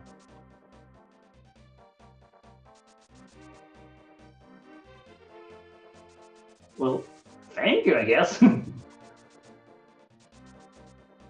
Alright, so NDS will have that full charge Ice Wave Plasma Beam combo when he gets to Mother Brain. Cool. Where is he going? Now it's time to go to Turtle Rock. Oh, right. He probably have done pod at this point. Otherwise, I'm definitely questioning his sanity with going to Turtle Rock first. I don't recall if he... Did he do pod? I can't remember. He had beaten the Eastern, so why wouldn't he do that at the same time? Yeah, he has the other 5-6, so he has defeated pod. Okay, okay. So it's looking like NDS will be... Yeah, Niterific is for sure going to be second place on the restream unless something goes horribly, horribly wrong. And then NDS will most likely be third. Yeah, most likely.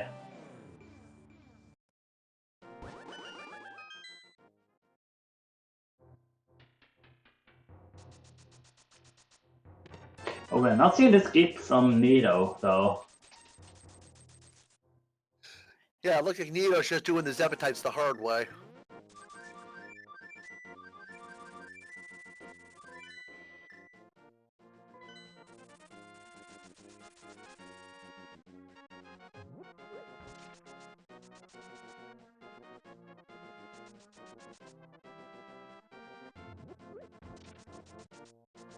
Oh, I think Migs is having a hard time finding that bow. I can kind of understand him with not having hookshot. You don't really want to go into swamp without it. And Miss Metroid pointing out that he did the graveyard checks and did not do backup escape. He must have marked. If he has map check, he must have marked that he had done it. Yeah, because a tracker mismark would be an absolute heartbreaker. Yeah. Well, he's not gonna like what he sees here from Sora. Because that's not the bow. the rage bomb. Oh, he's mad. Yeah, he is.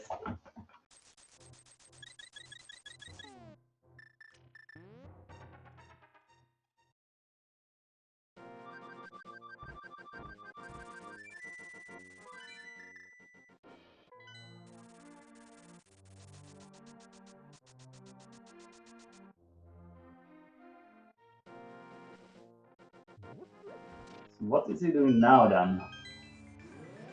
Probably Skull Woods. Yeah, that seems fair.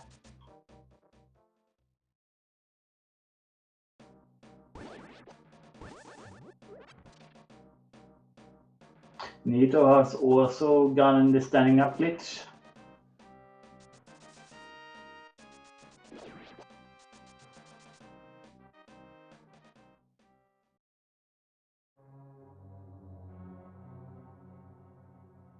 Not used to see people going this way in this room for ninjas.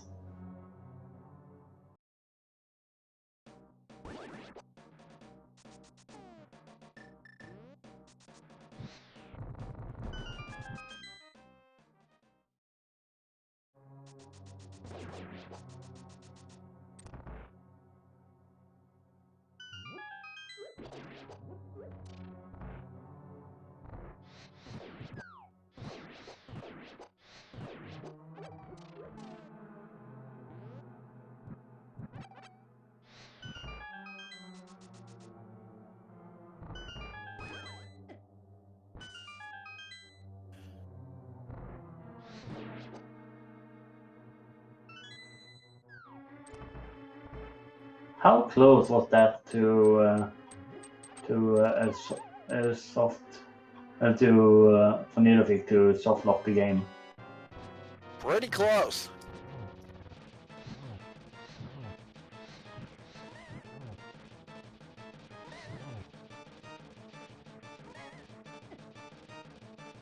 Mig's doing fire rod strats on Mothula. Clean fight. Yeah, beautiful.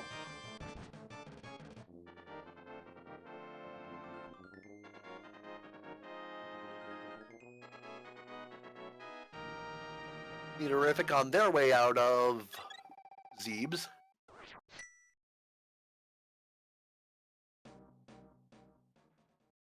Mig's heading back in to try to find the item he missed.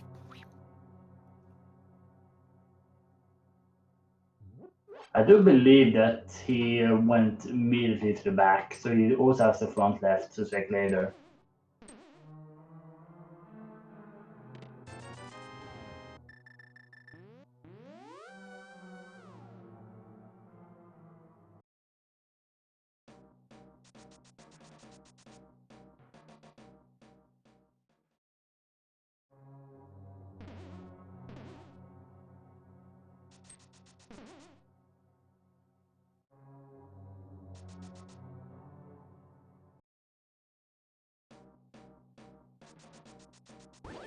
Terrific is back up to the parlor, heading out.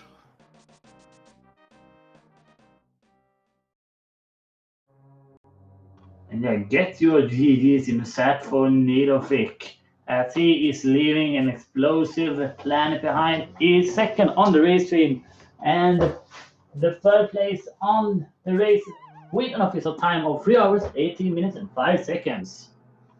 GG. I'll see if he'd like to come in for an interview.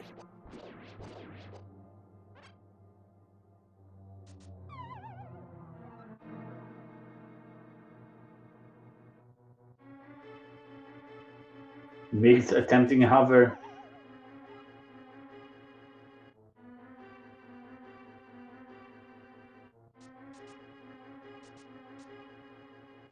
Beautiful.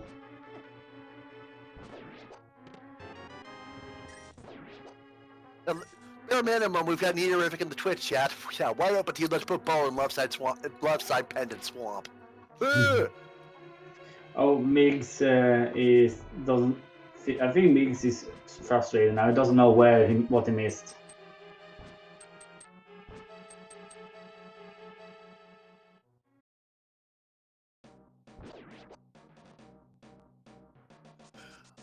Alrighty, we are joined by Neaterific, I believe. GG. GG. How's that for Hundo Seed?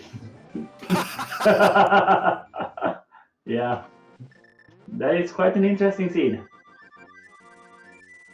I mean, wide open world. I can do literally everything I want. Let's put bow in left side pendant swap. Sure, why not? Yeah. Started so well. Boots and flute mids. We could do everything we wanted. Yeah, there was so much early progression. And who knew a double dip required pod would be the thing? At one point, I was following Hammer, and I stopped at Swamp. I said, "Nah, I don't want to do Swamp."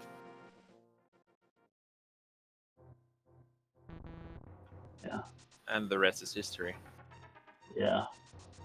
I do believe you gained a lot of love from the chat though when you decided to try to Galaxy Brain Tyrone. Oh, I always do that now, especially if the seed has been trolly. I mean, I knew it was right side because there were so many keys. I had 4 keys already from the M room and Hope room. So it's like, well, it's either Compass room or Tile room. I'm going to do Tile room first. Yeah. If I'm right, I say 4 minutes. If I'm wrong, I wait 30 seconds. Okay. Yeah. Fair point. So, standard question, Neaterific. Throughout the seed, what do you think was your best routing decision? Oh boy. Going back early, checking, doing my what's it called? Ether tablet check early. So that gave me a suit. I think it was Varia. Yeah, that check definitely paid off. Yeah, that's about the only thing that went well. And my other question: letter grade scale, how much fun did you have? Well, at first a lot. I mean, we could do everything we wanted, and then Swamp. So let's say a B+.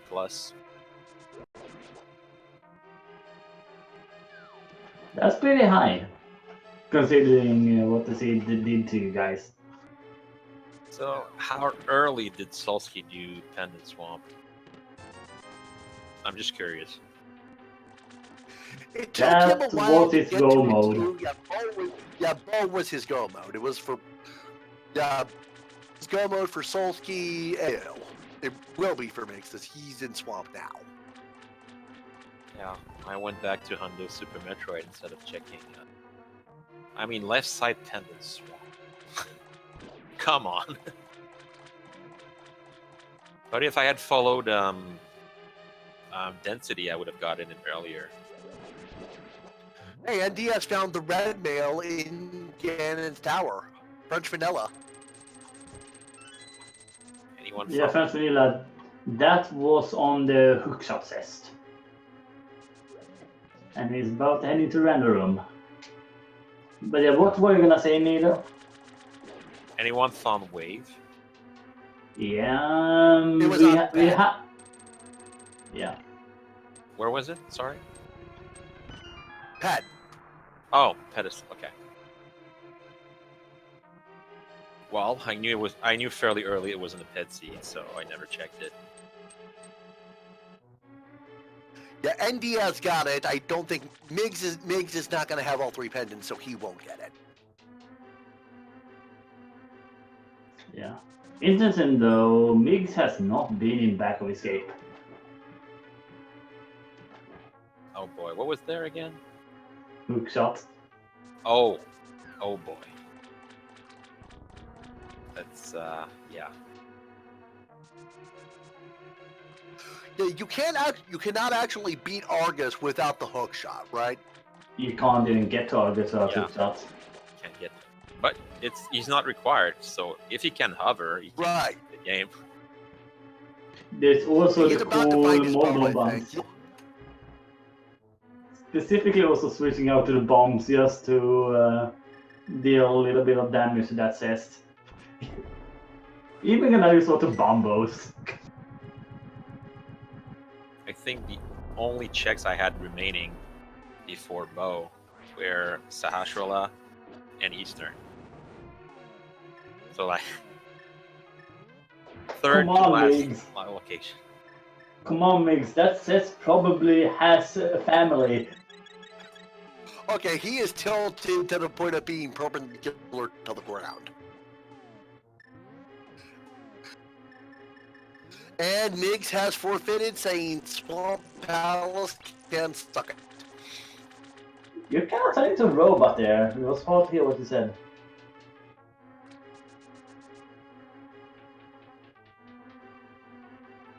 I do believe I am the last big buck yet again.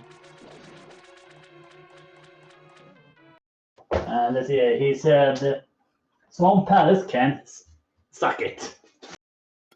Yes, that's what I said. Yeah, we didn't hear what you said because you turned into a robot. Oh, okay. But yes, NDS is also doing, which does not pay off. I mean, I've won at least a dozen races only because I did Talon first. Yeah, that's fair. I would have to count how many races I've lost by about 30 seconds. Then not doing Talon first would have been more beneficial. Yeah, that's fair. It's an observation someone told me, like, if you have a lot of keys from DM room and Hope room, this big key is probably right side. And it's usually true. I don't know why. Maybe it's somebody made some, I don't know, probability analysis. Already Mig interviewed, so we've just got NDS left.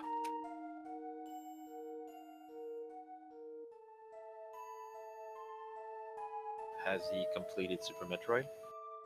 He's climbing GT, so. He has not completed Super Metroid. He is in Ganon's Tower, and he then has to do Torian.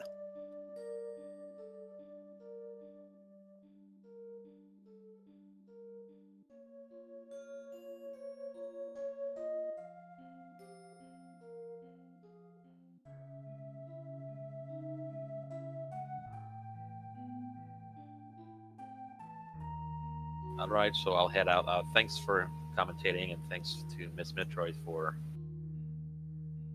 tracking and rolling a beautiful seed once again. Thank you for the show, Neaterific. I had a great time watching.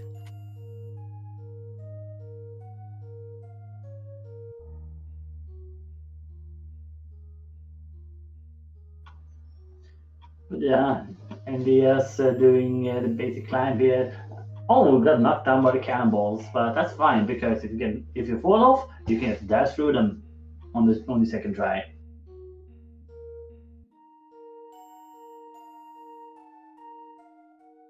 A very nice ferret up there.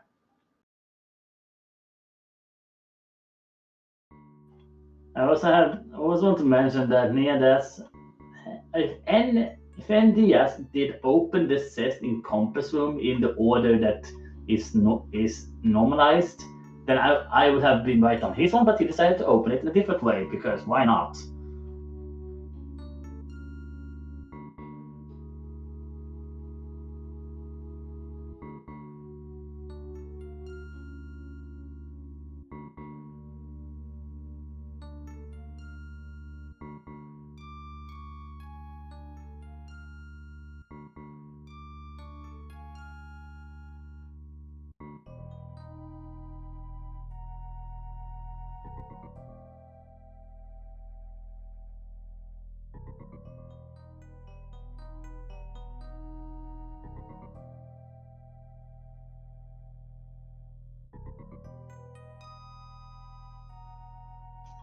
With Lamonders 2 has been beaten.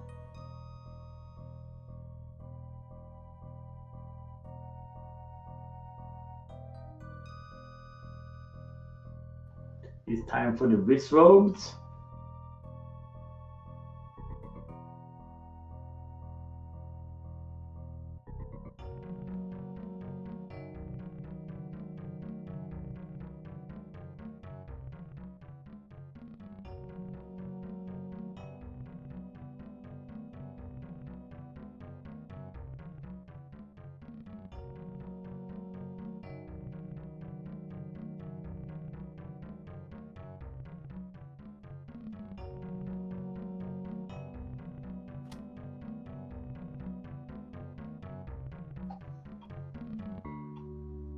Alright, so Indias is gonna go for the magic pot as well, so that he will not despawn the top of the GT.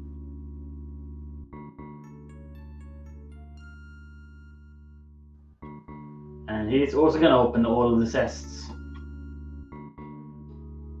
Yeah, he's hoping for those silver arrows too. Fortunately, he's looking in the wrong position.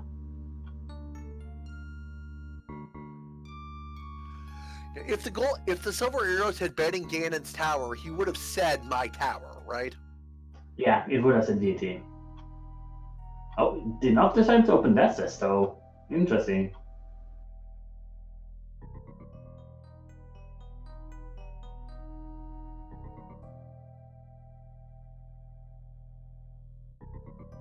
Alright, that's Moldorm 2 down for Ndias, and we'll see if he checks the validation chest.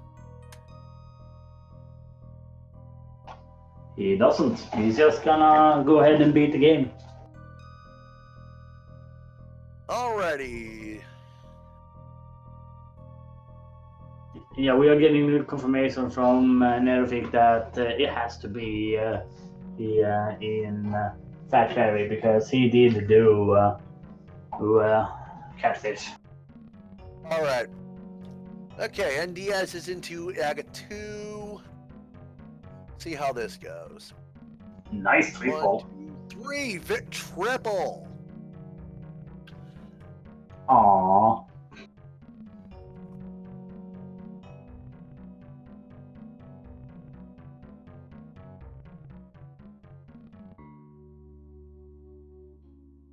There you go. The Geometry Wizard has been defeated. It's time for the pig. 3-1-1-1. Not bad. Yeah, that triple super hard to get with the angle he had to do.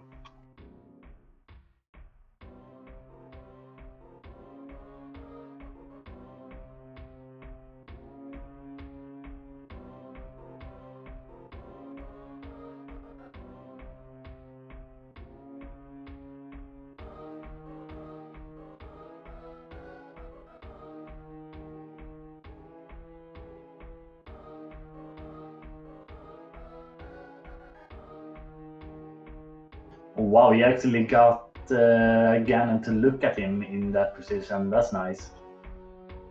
Cool.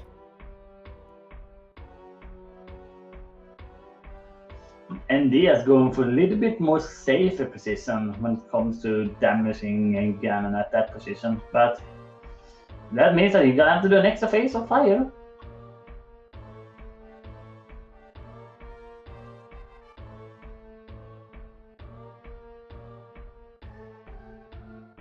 He knows what he's doing, it looks like. Yeah.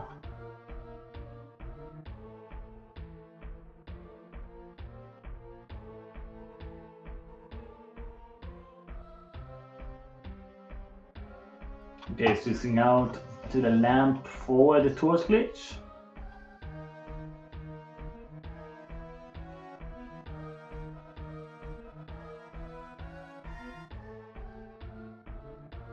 Oh, interesting enough, if you did go the extra phase there with the fire, you actually got to skip having to do the long one before. The long warping.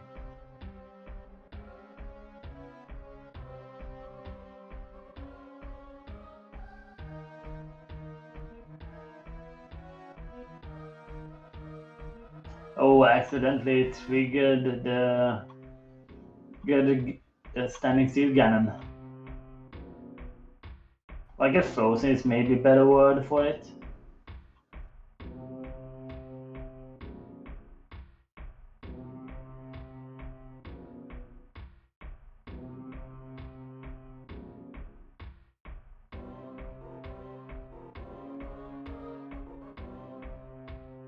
Diaz switching to the lamp to save on magic. I go for a little bit safer route with this. And if he would have tried to, if he would have hit the gun, it would have not damaged him. We just have left him in a stunned state. So I believe it's 12 spins with the tempered sword. It's 12 spins with tempered and with gold sword. If you have moss sword, it's 24. Right.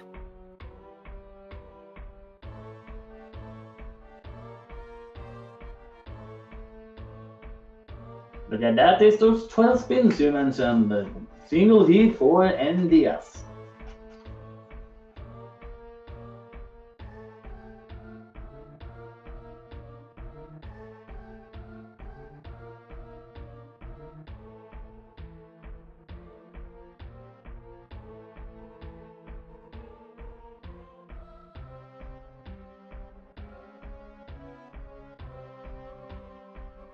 And we have the hard reset for him, so he can get quicker to Mother Brain. Right.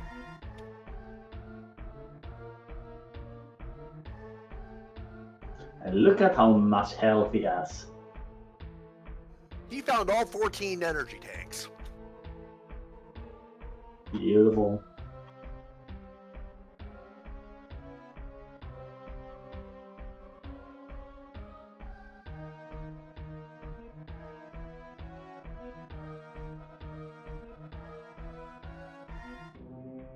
And looking at his armor, he has so much. He will not have any problems at all fighting through Mud Rain. The only problem he could possibly have is soft locking the game. Are you trying to curse him? Why would you say that? Just wondering.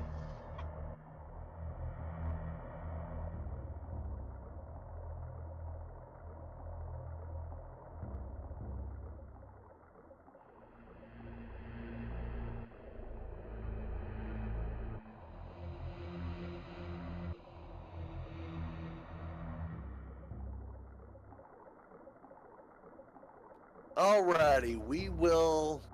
Yeah, he's about 10 minutes out from a finish, I believe. Seems about right.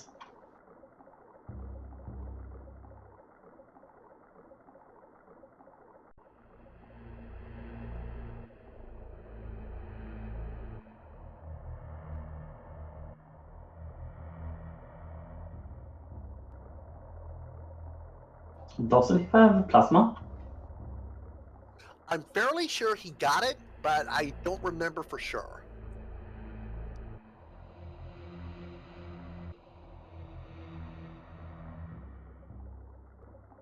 He at least have the wave beam, so he have a clean out Eastern as well.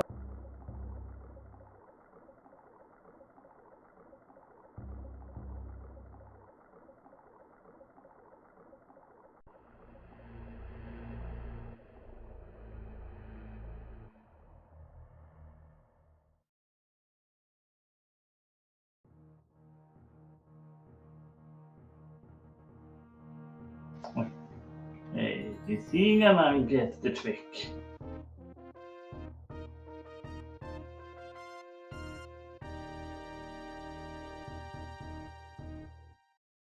The wave beam will make it a little easier for him to actually get the skip.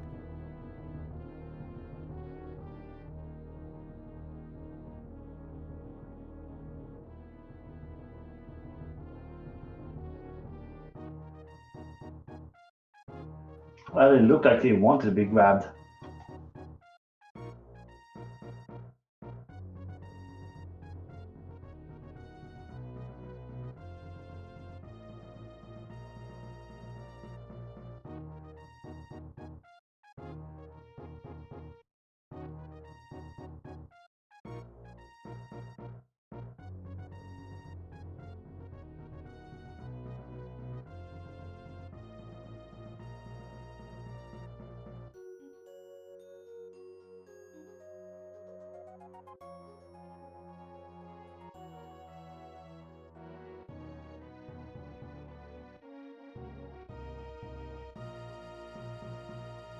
That is a very well-lit tracker on NDS's side.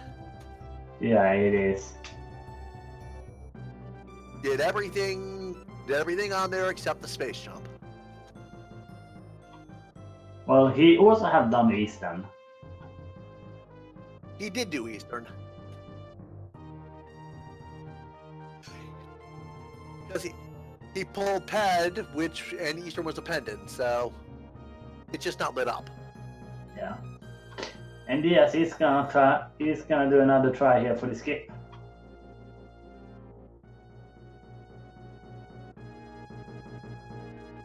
There we go. Very nice.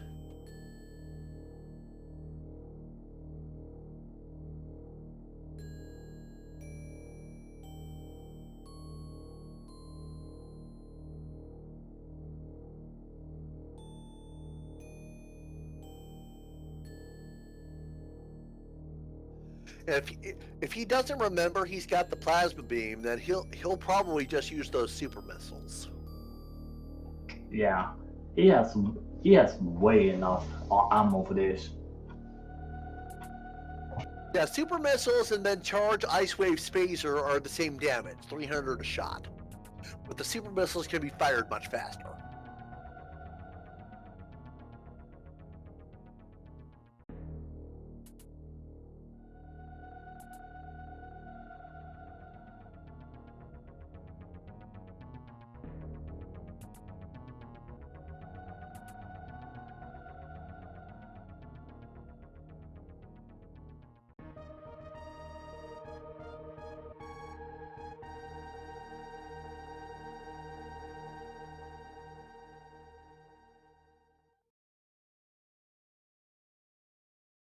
Okay, here we go. Going into the next phase. Yeah, he is set up for stand-up.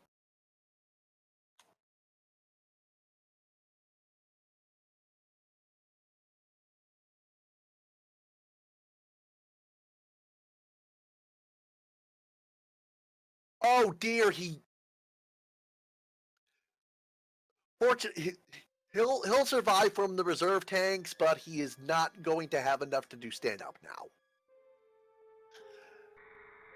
That is unfortunate. That is very unfortunate.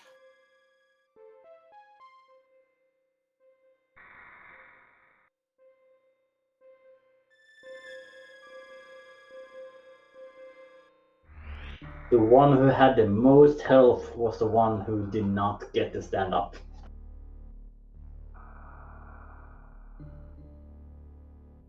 It happens like that sometimes.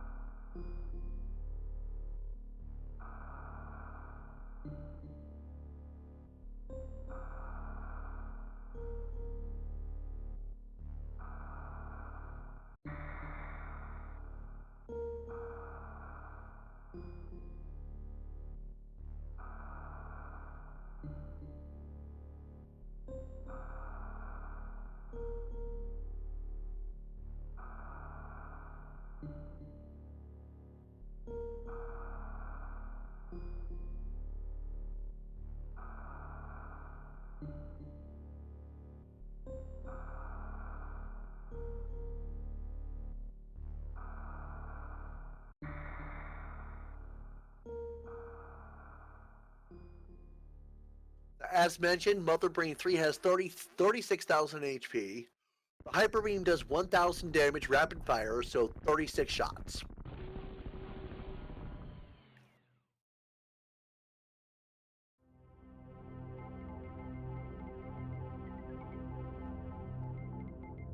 You do also stun lock Mother Brain a lot with those beams though, so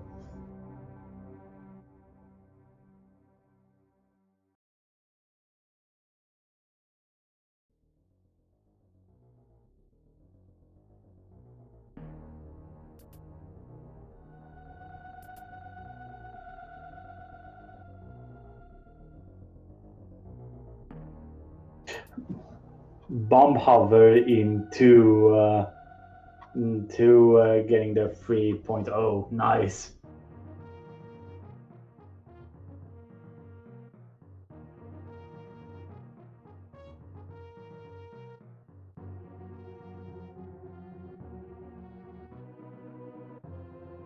Oh, did not get a science block here first try.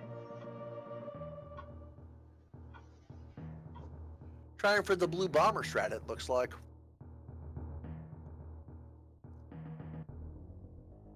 Got it. Ooh.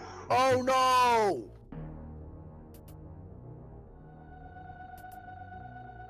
Yeah, he's just showing off at this point. Ah, okay. Meantime, we've had Aker finish in 4th place at 343.57, and Brewers fan JP in 5th place at 346.10. Cool.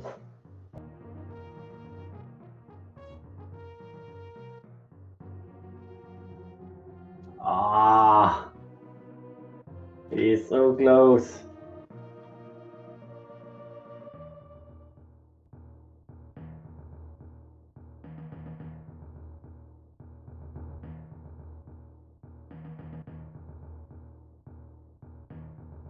You should probably just go for the science block now. Yep, there we go. Yeah, his time was starting to go a little bit low. I'm surprised that these space pirates are not trying to escape. I know, right? What are you doing? Seriously. Don't they realize the planet is exploding? Apparently not.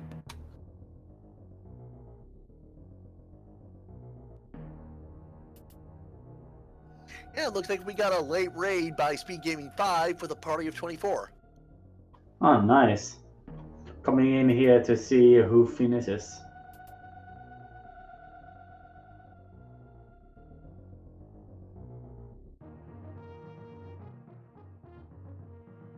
And with that, as the planet is blowing up and Diaz has finished, just gonna have to get into that ship.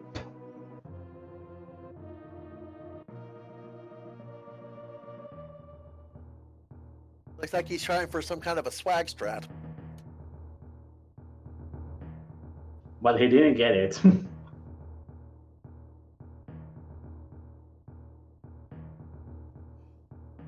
Alrighty, and Diaz has joined us in chat. I can't tell. I'm not sure exactly what you're going for here, but it looks pretty cool. If you get into the ship with speed echoes, it does a funny visual glitch. Okay, Okay. that is an official SRL time of 3 hours 47:34. Ouch! This seed. Ugh. Yeah, it was kind of yeah. It was a long one. Yeah, seeds like this are why I'm glad I don't actually play this. I just do the commentary. Lucky you. So, standard question number 1. What did you feel best about in terms of your routing decisions throughout the seed? I didn't really make any routing decisions. I just kind of went and did stuff for 4 hours.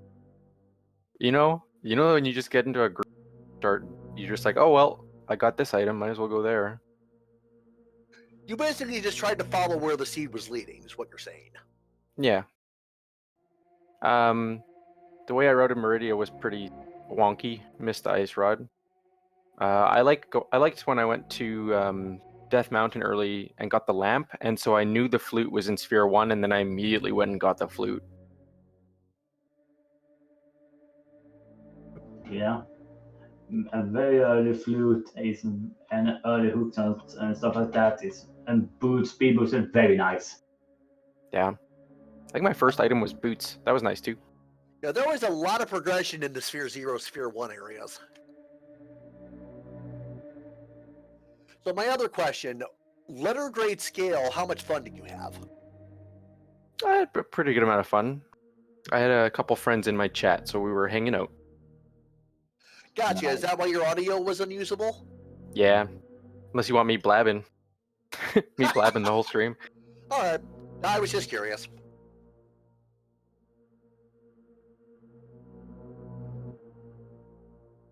And what of the different items were the most trolliest?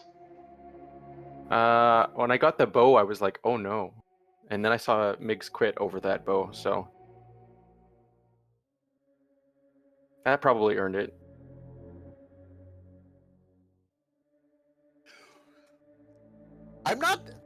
I'm not honestly sure if there could be a trollier location than left side Pendant Swamp for progression to me.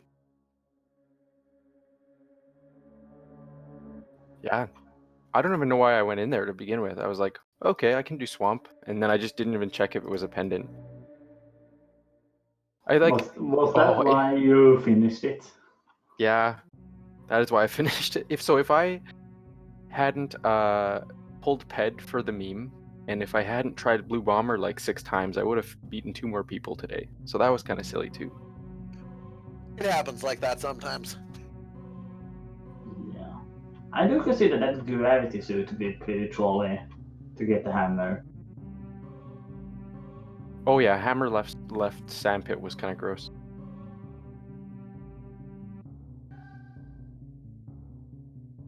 But yeah, are there any other thoughts about the seed you want to share with us?